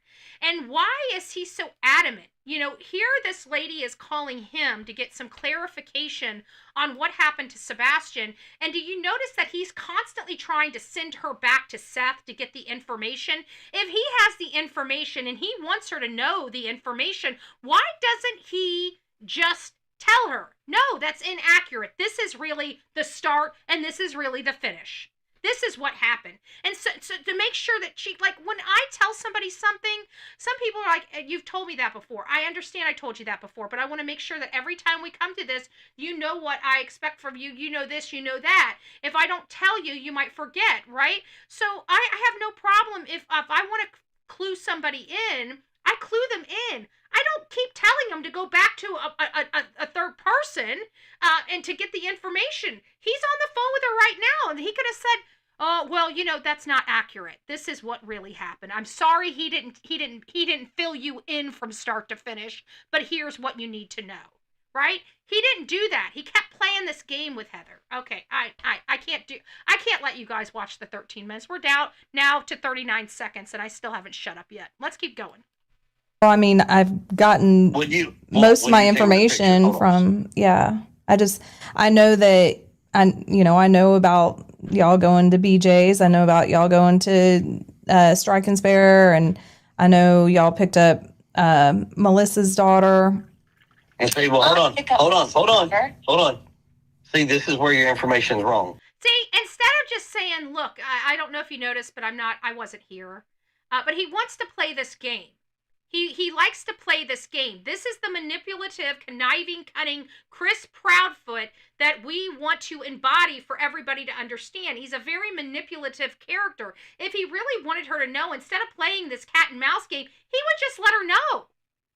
Right? He would just say, look, this is it. Quit telling me what you know. If this is what you need to know. This is what I want you to know. You heard from Seth. Here's my story. Blah, blah, blah, blah, blah. But he's not doing that. He's playing this cat and mouse game. He likes fucking with people. He likes toying with people. That's Christopher Proudfoot. Now, who in the world that has a missing child worries about those types of things? Only Christopher Proudfoot. Hashtag Christopher Proudfoot. The most lethal hashtag on frickin' social media. Okay. I did not pick up Melissa's daughter. First, let me correct you. I thought that was on an interview. Didn't y'all say? No, hold on. Let's change. So you're hearing Katie. I think this is where the cleaned up part, because we can hear Katie really crystal clear. And I don't remember hearing Katie this crystal clear on the prior videos. So what we have here is now you're hearing what Katie was saying behind the scenes. So they're basically saying, let me just put this in, you're going to hear this cat and mouse game continue to play. Mama Bear, near every time they've asked what their theory is, what happened to Sebastian, they go into a tirade about accusation. Yes, exactly, Mama Bear. Yeah, spot on with that. So we've got this situation where he's playing this cat and mouse game instead of just telling her. And so what you're going to find out is this is the reality of it. Katie's stating that she picked up Cassie's daughter. I don't know where Cassie was. I don't know where Melissa was. But the way Chris says it is it was two sisters and the niece when they left, and she said they left BJ's, and Katie pipes in and says, no, they went their own way. It was just me and Sebastian that left. And it was really weird because she's really trying to delineate between what they did together and what she did. I believe the family was together. I truly do believe Chris was not home. I believe Chris had another woman and was having an affair down there in Memphis. And Katie and Chris were having this marital problem. Chris was ready to leave this relationship. He was ready. He didn't want any more to do with Katie. He had already given Katie an ultimatum, either Sebastian or him. And next thing you know, Sebastian is disappeared forever and nobody knows anything. So this all happened within, 60 days of Sebastian's disappearance. So we can't forget that. There were marital problems. He wasn't coming home when he could. Okay? We have to look at that. What man would not come home and want to sleep in his own bed and sit in his own chair and watch his own TV? What man that works all week on a crane away from his family wouldn't want to have just one night a week in his own bed next to his own woman after having a home-cooked meal and watching his own show in his own chair? Even if he hated his wife, he would still want a night in his own damn bed. Okay? That's what I've been told by many men that are traveling, either truckers, even women, because we can't say that it's all men on the roads. There are some women that are truck drivers and other things like that have to sleep on long. They want to come home. They want to get to their bed. Whether they like their significant other or they go to an empty house, they still want a night in their own damn bed. And so you're telling me for a whole entire month, Chris had no inkling or no urge to sleep one night in his bed? There was marital problems going on. That's why he didn't sleep one night in his bed. He wanted Katie to feel the weight of her having to be responsible for their own house because he knew she could not afford that house alone. She was required to keep it clean, keep the yard up, do all the work, all the maintenance. Chris wanted it to be like that. He wanted her to know what it felt like without him being there. So I don't believe this man was home, but I do believe he came home after he realized what Katie did, and he's like, oh shit. I think he felt responsible for it. I truly do. I think he felt he pushed her too hard. Thank you, Brenda. I appreciate that. Bless you. I truly do. Because he's the one that gave her the ultimatum. Folks, he gave her the ultimatum. The neighbors heard the ultimatum. It's corroborated. This is no longer smoke and mirrors. This is no longer possibility. This has been corroborated by multiple people that they heard a fight outside of the house of Chris and Katie. And Chris gave her the ultimatum. It's either your son or me. I need you to change your words. That's why we're talking, so we can clear things, figure things out. Could have just told Once again, y'all didn't do shit. Chris was in Memphis. Oh, Chris was in Memphis, right? Okay, so sorry. Don't say y'all. Thank you. Okay. Yeah, he wants to make sure everybody knows he was not there, and she's being forced to make sure that she supports that he wasn't there. He doesn't want his hands on this, in my opinion. Whatever she did to that young child, he doesn't want his hands on it. He's just there supporting his wife, like he said so many times. He's the one writing the script to get her out of trouble. Some people believe she did the unthinkable to her son. Some people believe she shipped her son off. I have my opinions. I will keep those to myself. My bad. So Katie and Sebastian went to BJ's. Right. Prior to going to BJ's? After picking up our niece. I said prior to going to BJ's. Which was not Melissa's. They went and picked. So you hear her. So why doesn't Katie just get on the phone? Why is this man that wasn't there, that says over and over again is not there, why is he telling Heather Katie's story with the mom behind his shoulder speaking over him? Why didn't you just hand the phone over to Katie, let her speak to Heather, and get the story out? But, thanks to the mob crew, we finally get to hear what she was mumbling behind his back. So we know it wasn't Melissa's child she picked up. It was Cassie's child. Why has Cassie been left out of this whole thing? Because if she's anything like her piece of shit sister, Melissa, she's probably a freak that has a criminal record as well. This whole family's a big frickin' crime wave. The whole damn family, allegedly and in my opinion. Just saying. Not playing. picked up a niece. That name is not going to be disclosed because it has no business. If anybody knows the niece of Cassie or Melissa, you know what? I don't like these people. You guys may say, "Oh my God, Betty, that's so tacky. You're a horrible person." I don't care. They threw me in jail. I could care less whether I expose the nieces. I could care less whether I expose the entire family. I don't care, folks. I don't care. If you know who the nieces are, please send that information over to me. And I promise you, you don't want to go to that house. That child is going through enough with this mess. But no, it was not Melissa's daughter that I picked up. Oh, the child's going through enough with this mess. Oh, you mean the fact that she saw the child one day and the child's gone the next day? Is that the mess that they're talking about? More victims of the Proudfoots? I believe it. I believe it. Okay. What you do need to know is, all you need to know is that two sisters, Katie, Sebastian, and children went to BJ's. That is on a video footage. Yeah. I've seen that. Law enforcement can confirm that. Right. She needs to be picked up. Names don't need to be extracted, don't need to be out. Yeah, I mean, mine. Why is Katie speaking and Chris just speaking over her? Why didn't he just hand her the phone and let her speak? Hey, Patty, it's nice to see you, love. Little Orange Man. Peace, love, and Jeeps. Nice to see you. Michelle, I didn't say hi to you. Lady for Justice. Hey, hey, hey, hey. Minors' names don't need to be thrown out anyway. Yeah. Depends on whether their people arrested somebody over lies. Then I really don't give a shit about anybody. It's nothing's unlawful about it.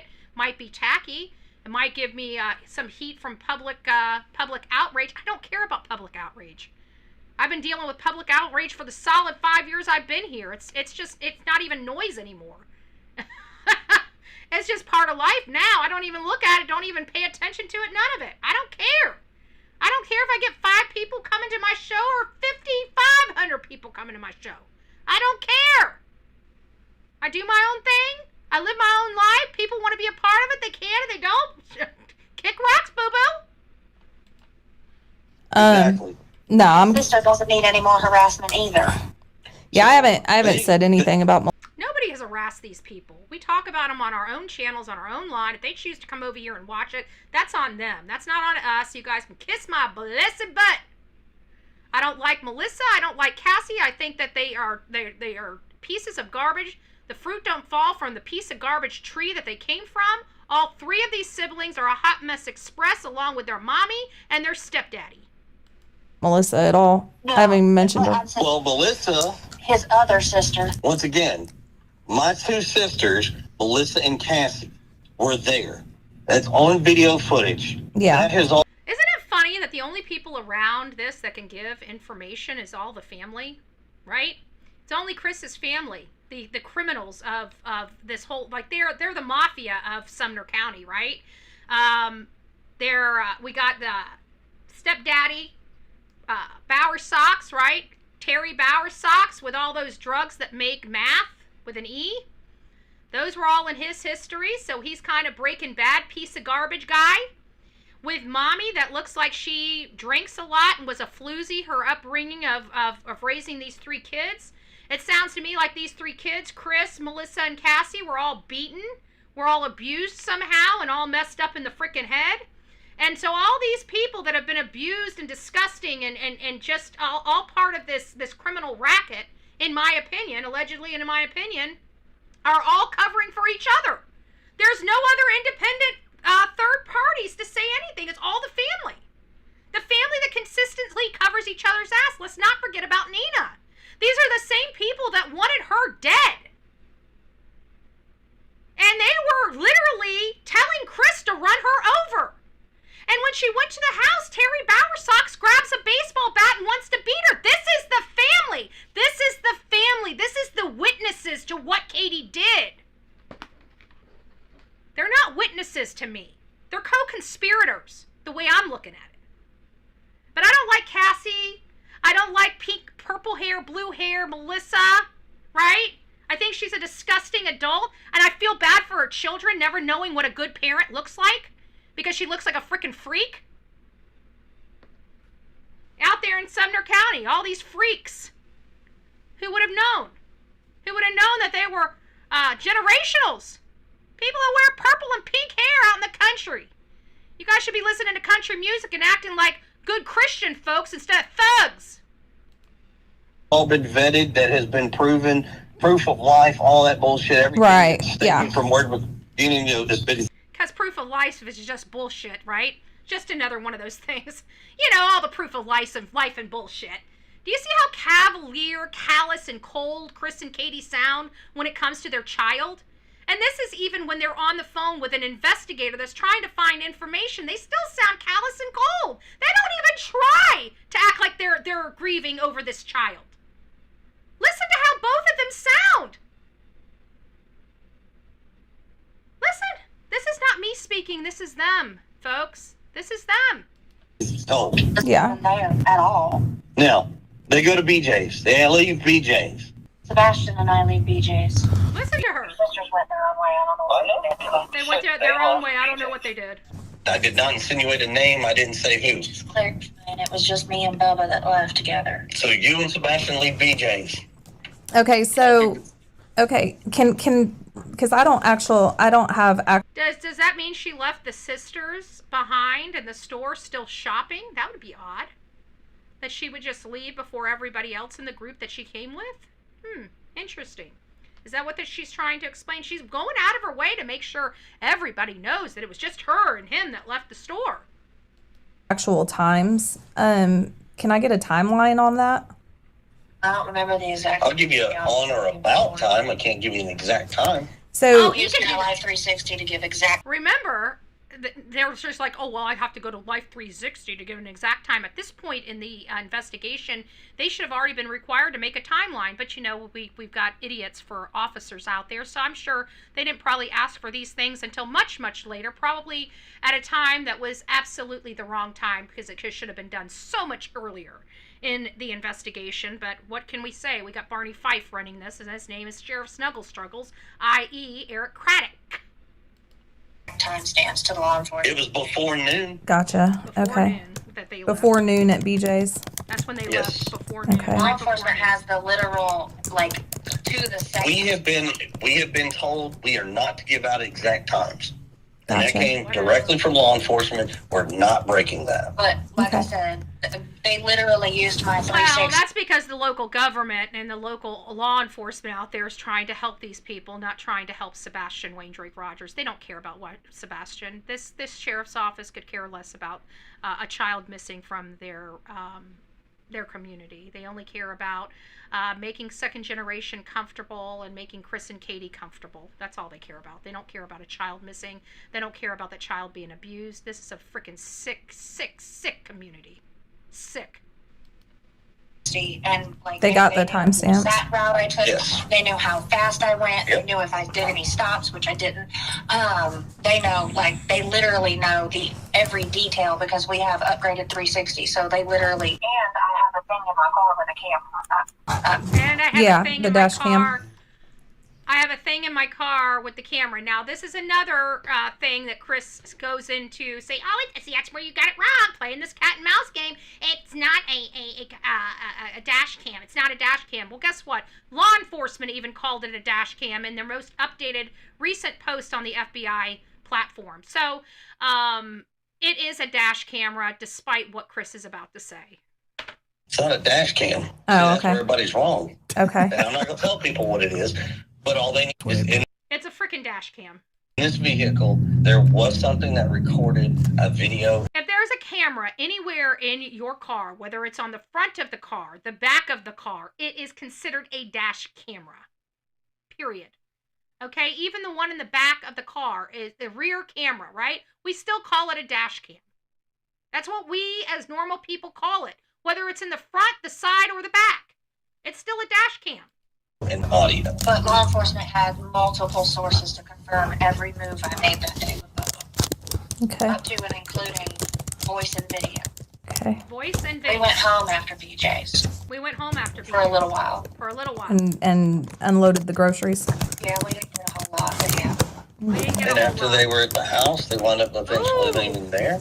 She said we didn't get a whole lot, but before they got a mess of snacks, right? Because he's a growing boy and he needs snacks. Snacks! Snacks! And then all of a sudden, well, we didn't get very much. Interesting. And they go to Strike and Sperry. Because we were going to go bowling. Because the plan was to go bowling, but because there was a bowling tournament going on, Yeah. they didn't get to bowl. They had to play video games. That we also learned from At Night Creative Intelligence that is incorrect. That is a lie. That is a lie. From what they observed on the camera, according to At Night Creative Intelligence, is that they went in, they realized there was a tournament, they could not get a lane, and they immediately and abruptly left. That Sebastian did not look happy going in there, and he definitely did not look happy leaving. And then they go straight over to the Texas Roadhouse, where we see Sebastian not a happy camper.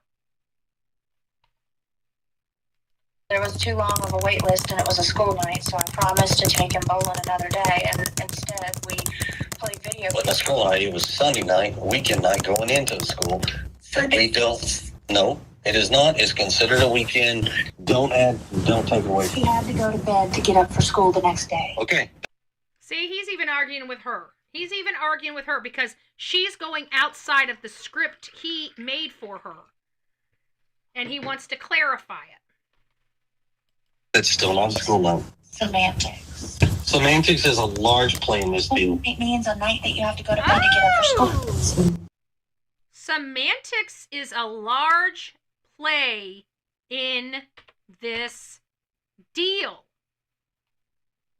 To get up for school the next day. Okay, that's still not school night. Semantics. Semantics is a large play in this deal. It means Ooh, I don't like the way that sounded.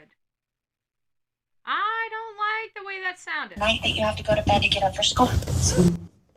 And doing something, you can say that. If she puts some shit out there like that, everybody's going to think, oh, well, it was a school night. So was it Sunday? Sunday night. But I'm telling you how these dumbasses think. See, he's so worried about everybody else that he has a script for her that he's literally arguing with her in front of this investigator that's hired by Seth at the time, Heather Cohen. I don't care for her, don't like her. I think she probably should lose her license, but I digress. Either or, that's who they're dealing with. And they're having this argument right now in front of her all over because Chris has a script and he has crafted this script as cleverly as possible to avoid any assumptions from the community because he wants to control what everybody thinks because that's what manipulators do. I'm explaining to you. It's all it fucking takes. All right. So after BJ's went home to unload groceries, then went to Strike and Spare. We played in the arcade for a while because All that's been vetted by video. Yeah. They watched our every move the whole time we were there. Nobody spoke to Sebastian as far as any adult. They can't see anywhere in the videos that they were followed. So they keep telling us everything that we need to know.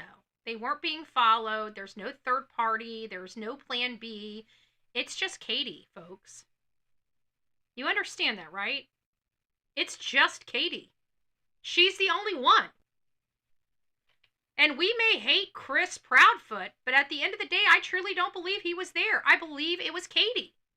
Whatever happened by Katie. Whatever, if Sebastian ran off, it's because of Katie. If Sebastian's in a home, it's because of Katie. I don't think Chris had anything to do with this aspect of it.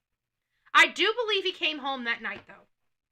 I believe that the information and the accounts, he was there. I do believe he was there, Faye. I don't believe he was there when all of this was going on. I believe he was there, and I believe he was the one going out, one of the people going out to the car in the middle of the night. I absolutely do believe that. I do believe that. That is something that you're going to speculate on. It has been eliminated. Yeah, I did talk to them about that, and they said that the cameras were shit. that they weren't really able to see a whole lot of anything. I think the typing is because she's recording this, and I think she's got something there next to her phone and her screen, and you're hearing her talking and hearing her typing, trying to type as fast as they're talking. Typing is not, listen, I mean, you guys can hear me typing here, can't you? It's like, I don't type as fast as her.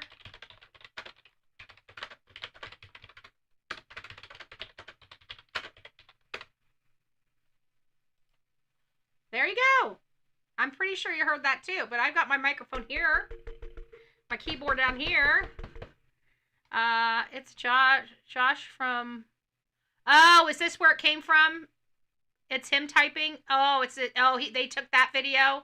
Gotcha, okay, that makes sense. Thing at the Strike and Spare. Strike and Spare's kind of getting up there in age. But they went all the way back to BJ's, all at Fun Jazz. But we went straight from Strike and Spare to Texas Roadhouse.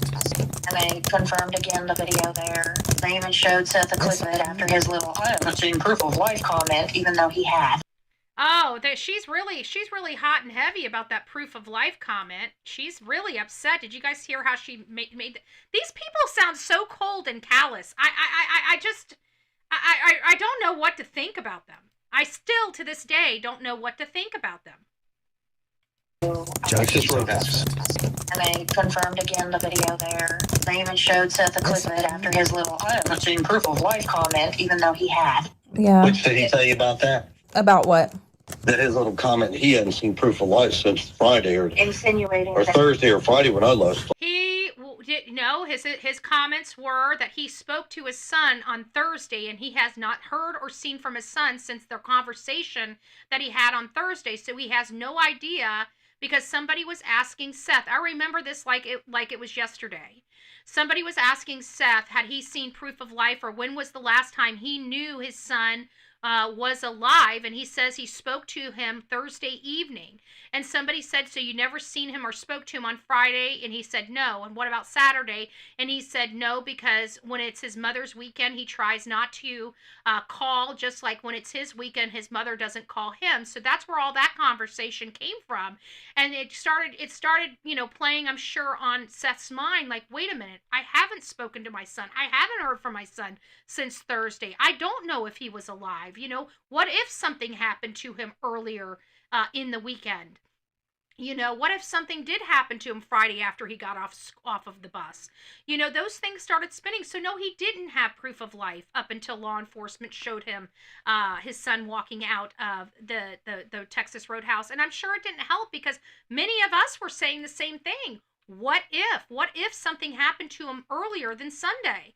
And I'm sure, as any father questioning anything, wanted to make sure to find out when was the last time a third party other than his ex saw his son. And so he finally got those answers walking out of the Texas Roadhouse. But I remember his comments. I think he was on Dolly's channel, and his comment was his son did not look happy. And usually when he and his son go out to dinner, his son is happy and giddy, and, they're joking around, and he has got a big smile on his face as they're walking out of dinner.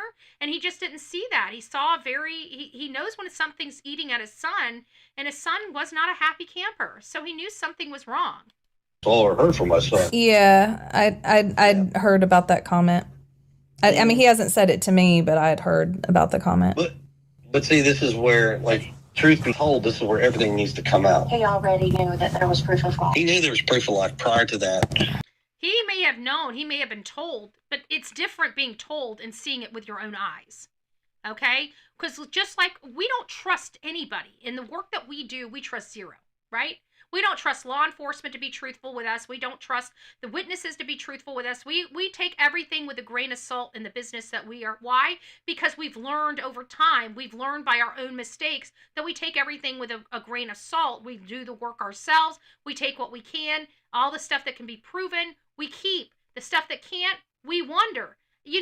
But at the end of the day, hearing something, hearing somebody say, oh, well, we have a proof of life video, and seeing it for ourselves are different. And that's what they're not clarifying here. Yeah, he may have known that there was a video, but until he physically sees his son, he's not going to believe it. He started some shit. It caused a fucking stir. It caused a meeting. They showed him a video, Texas Roadhouse. They showed when they walked out of Texas Roadhouse.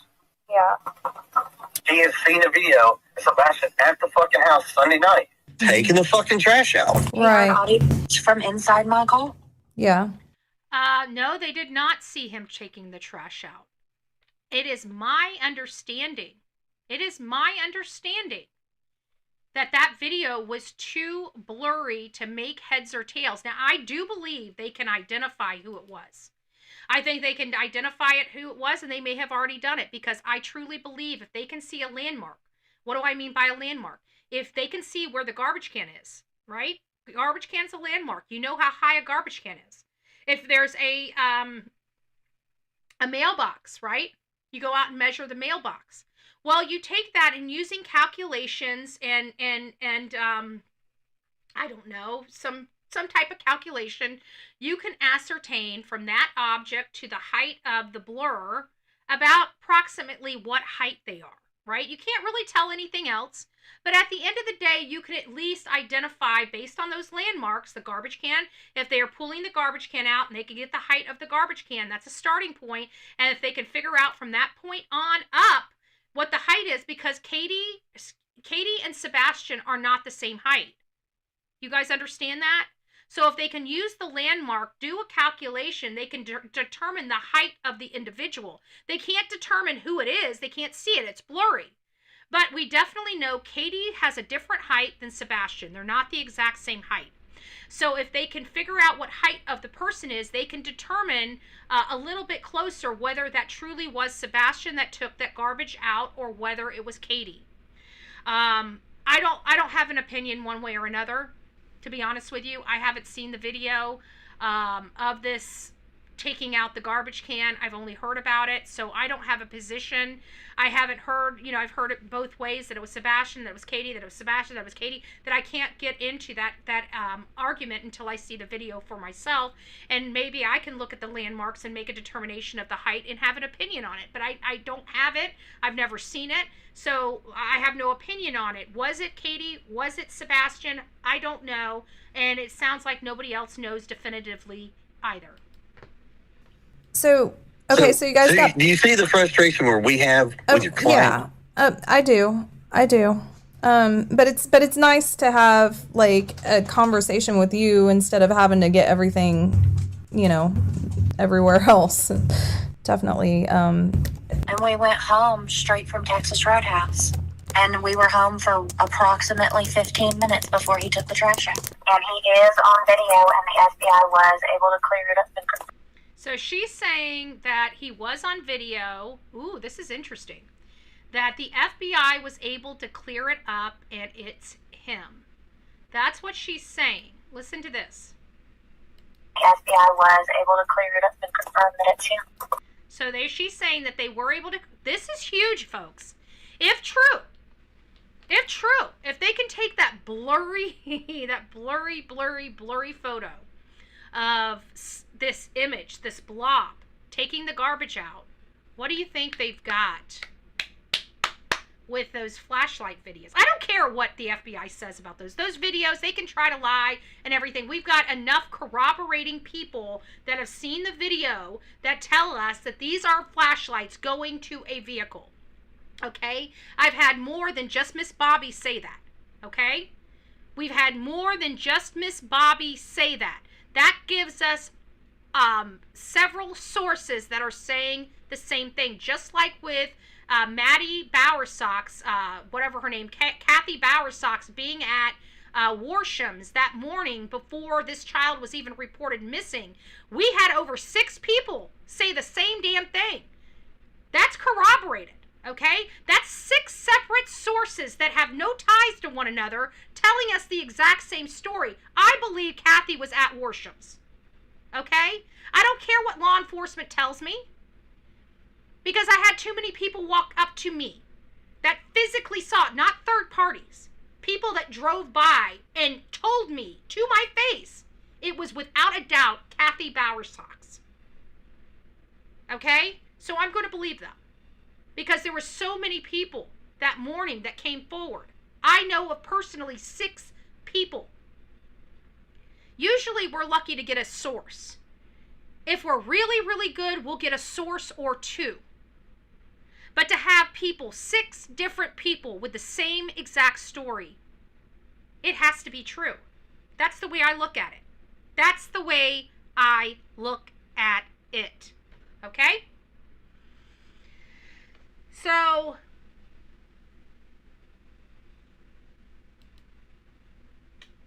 where are we on this? Let me go back just a little bit. So she says she went straight home from Texas Roadhouse. I believe her. I believe she went straight home, and I believe Sebastian went inside the home. They were able to clean up the video, so that tells us they have the ability to clear up image. If they have the ability to clear up image, that means they have a lot more footage with cleaner image than we may think. And Katie now knows that, because she's saying that they were able to clean this up and it's identified as him, unless she's purely lying, which I'm not sure she would be purely lying, because she knows she's talking to a licensed PI. And if she's a licensed PI, then she has the ability to speak to law enforcement. So Katie and Chris would know that law enforcement would be more engaging with a PI versus a normal person. Yes. And we were home for approximately 15 minutes before he took the trash out. And he is on video, and the FBI was able to clear it up and confirm that it's him.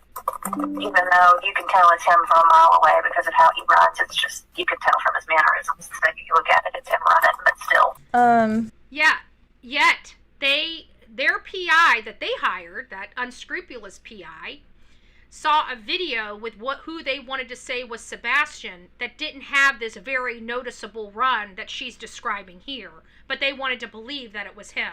Didn't make sense. So he took the trash about 15 minutes, and that was about what time was that? Don't know exactly off the top of our head. Well, I know you told him to go to bed at about 9, right? And how much time was between the trash and going to bed? Couple hours. Okay, and then you guys were on. Does it bother anybody? I think we still have the same problem that we've had from the beginning of this case, and I think it's the fact that Chris is answering all these questions, yet constantly telling us he was not there. How would he have these answers definitively if he was not there? That's the problem I'm having. Because he is so quick to answer all of these questions. Not Katie, him. On the phone from about, 9 to 12? Sure. Was that FaceTime or just a phone conversation? It doesn't matter. We were on the phone. Okay. Those details don't have... They have everything to do with it. Every time Chris says this doesn't have anything to do with it, believe me, it does. That phone call means everything. How long they stayed on that phone call is everything. Whatever was discussed makes up for whatever they did that night later down in that early morning hour time frame. Because if he was in Memphis at this time, when they got off the phone, do the timeline. He has plenty of time to make it here, be seen and observed, going to a car between 3 and 3:15 in the morning, and having time to make it all the way back to Memphis and to his job site with about, 10 to 15 minutes to spare. It shows that he arrived at the job site about the time that he made the 911 call. Do the timeline yourself, calculate it however you want. You'll find out that it's true. He had absolutely the perfect amount of time to drive straight from Memphis to that house, do whatever he needed to do in that house, leave, turn around, and go straight back to Memphis and be there with about 20 minutes to spare before he needed to clock in for work. If you don't believe me, do the timeline yourself. I've done it several different ways. Any bearing in this? Just Yeah. The phone call was made, whether it was a FaceTime, a Zoom call, The only whether it was just a reason- voice chat. Yeah, the only reason that I am curious about that is just whether it was possible that he had heard any of that conversation. No. Once again, our conversations. She's out in the living room, right next to his bedroom. But Christopher Proudfoot knows that whatever they were talking about, Sebastian had no knowledge and could not overhear it at all. Definitively. That's what he's just saying. We know that this is a lie. because there's no possibility of Christopher knowing that or not. They're not where children can hear them. Well, I mean, it's not like there was anything said that was like... Would have upset him. Yeah, no, I mean, it's not like we were arguing or anything. I mean, we spend time on the phone daily because we live separately the majority of the time when he's on travel, so we call. Yeah, okay. So there's about 9 o'clock you told him to go to bed. You were on the phone from about 9 to 12. It was about 11 p.m. when you heard the noise from his bedroom. No. No? That's not... Wow, Chris knew that before Katie did. Interesting.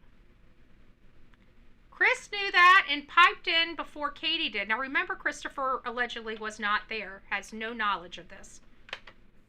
So there's about 9 o'clock you told him to go to bed. You were on the phone from about 9 to 12. It was about 11 p.m. when you heard the noise from his bedroom. No. No? That's not right. Hello? Yeah, we're still here. No, what you said was not right. Well, can you correct me? Somewhere between 9 and 12. There was a sound heard. So she says, so you guys were on the phone from 9 to 12. And he said, and then there was a noise around 11. Because at the end of the day, Chris has never acknowledged hearing this noise.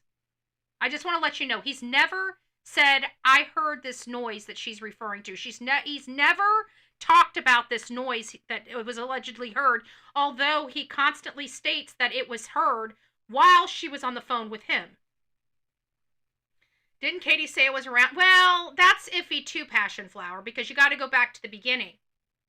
Because if you go back to the original interview with Bobby, the neighbor, and I believe it's on JLR's site, if you listen to Miss Bobby, she specifically states that that when they heard that noise was a different time, because one of the neighbors talked to her before this was well known to us. The story changed from its original story. So that when she was out there on the site, when this was going on, the cavalry was there, the neighbors pulled up and asked her questions about what was going on. Her story to those neighbors were different than what we hear now.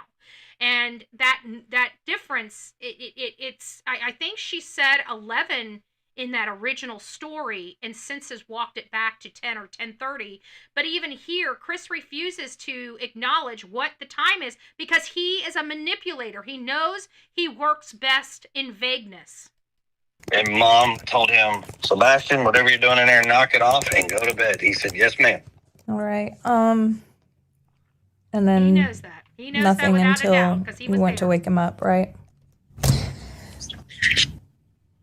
No, nothing until she went to wake him up. And that was about 6 a.m.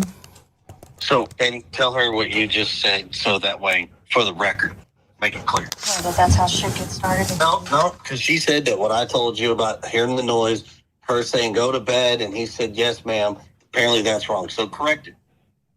I told him, I don't care what you're doing, knock it off and go to sleep. Did he answer?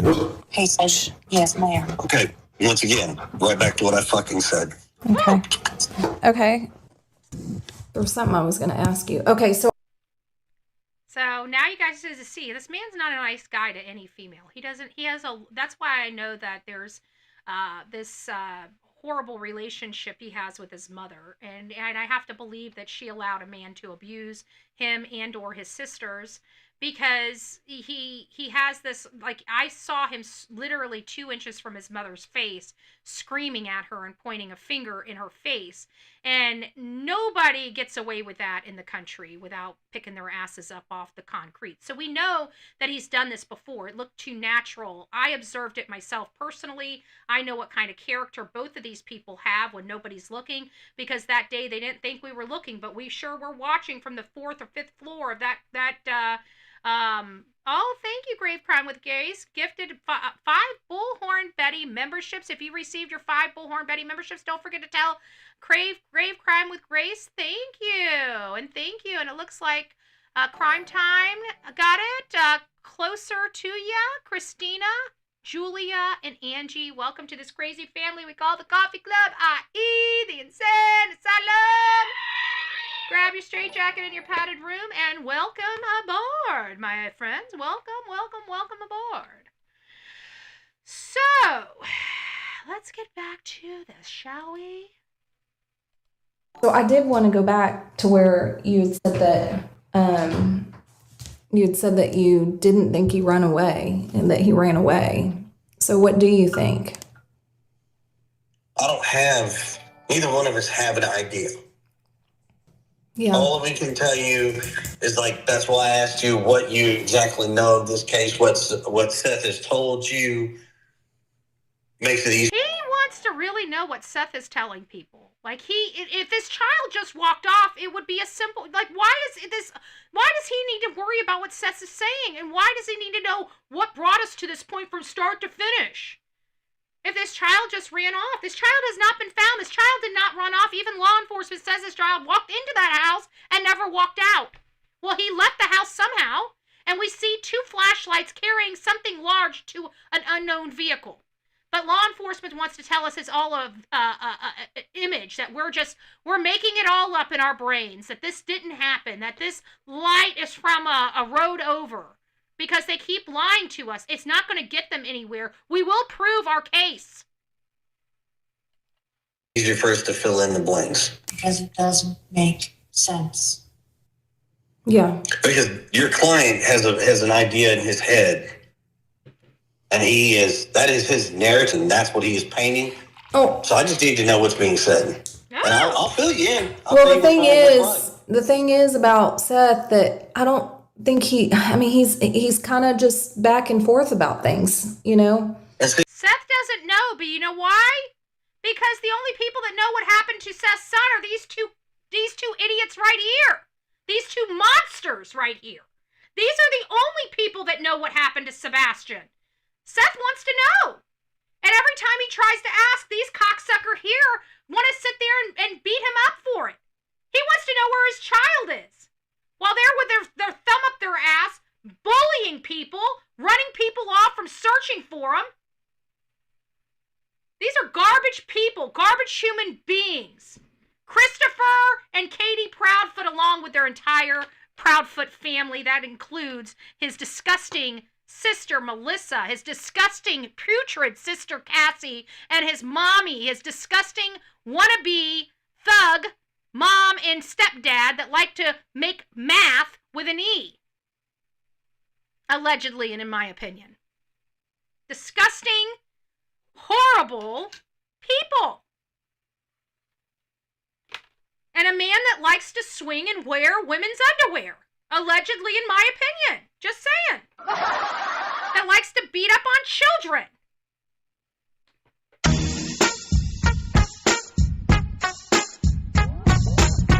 So Sumner County, what are you going to do with Betty now? What are you going to do with Betty now? Are you going to come out and try to arrest me again for speaking the truth? Just curious. What's the next play? I know what my next play is. I'm bringing the shit show to your front door. I'm bringing the shit show to your front door. February 23rd to the 27th, the main event happening on February 26th, the 2-year milestone for a child that you guys forgot about, that you don't care about, that you'd rather protect his assaulters than find him. So we're going to go out there, we're going to show this entire community how loved Sebastian Wayne Drake Rogers is, and we need your help. I need everybody's help. I need you guys out there. I need everybody that can show up on February 26th. I'm going to be out there from the 23rd to the 27th. If you'd like to join me those other days, please do. But the main event's on February 26th on his 2-year milestone. I want to line up the roads up and down Main Street in downtown Sumner County. I want everybody in that community to know they may have given up on this child, but the rest of the world has not, and we're looking right at them. We will not give up on this little boy. We will keep our foot on your neck. That's exactly what we're going to do. I'm not done with this community. They wanted Betty. They get Betty for a few years. because I'm not done until I make changes in that community so this right here never happens again. They've got a true blue activist and advocate that they decided to hinder, intimidate, and unlawfully persecute. My day has not been had in Sumner County yet, but it will. And we'll do it non-violently, lawfully, and legally. And I'm going to tell that sheriff as well as those piece of shit judges, what the hell are you going to do about it? When somebody doesn't break the law, you can't touch them. Yet you did. You put your filthy hands on me, and I never broke the law. There will be hell to pay for that. And that hell to pay is going to be embarrassment, loss of funds, anything and everything I can do to that community lawfully and legally. They will hear my voice. They will hear my voice. And more importantly, through that avocation, they will hear Sebastian's voice. Because what I went through gives me a semblance of the crap that Sebastian had to go through in that community.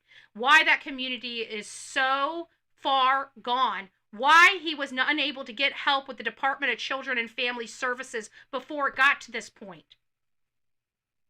All of that matters. Because this county has failed this child, and they have failed other people that have gone in there. And if they can do this so easily to somebody like me, what are they doing to Sebastian's case? They aren't doing anything.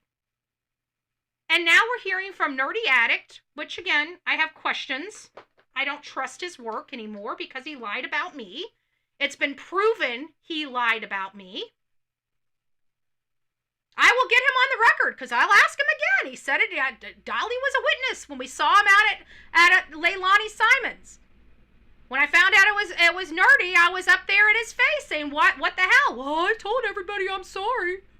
I told everybody that I did find out that it was true. You guys did turn that in. Well, I didn't hear it.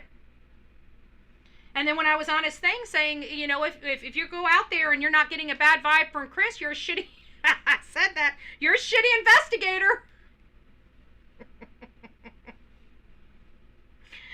And then all his people's like, I don't really take her. And I'm like, see? I thought you told your people about that. I thought you told them that was a lie. You liar. The only liar in this bunch is Nerdy Addict. So I don't really trust him. I don't trust him because he lied about me once before.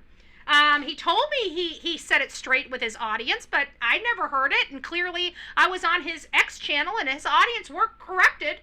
So I don't know what gives. But what I do know is I question and will continue to question every little thing that Nerdy Addict does from this point forward.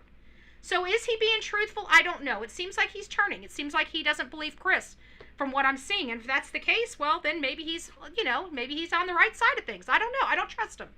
We will only be able to find out as he continues his investigation and what side he lands on. I know what I've done, and I know my stuff is thorough as thorough can get. And I don't want anything to do with Chris or Katie. I think they're monsters. There's a reason why I think they're monsters.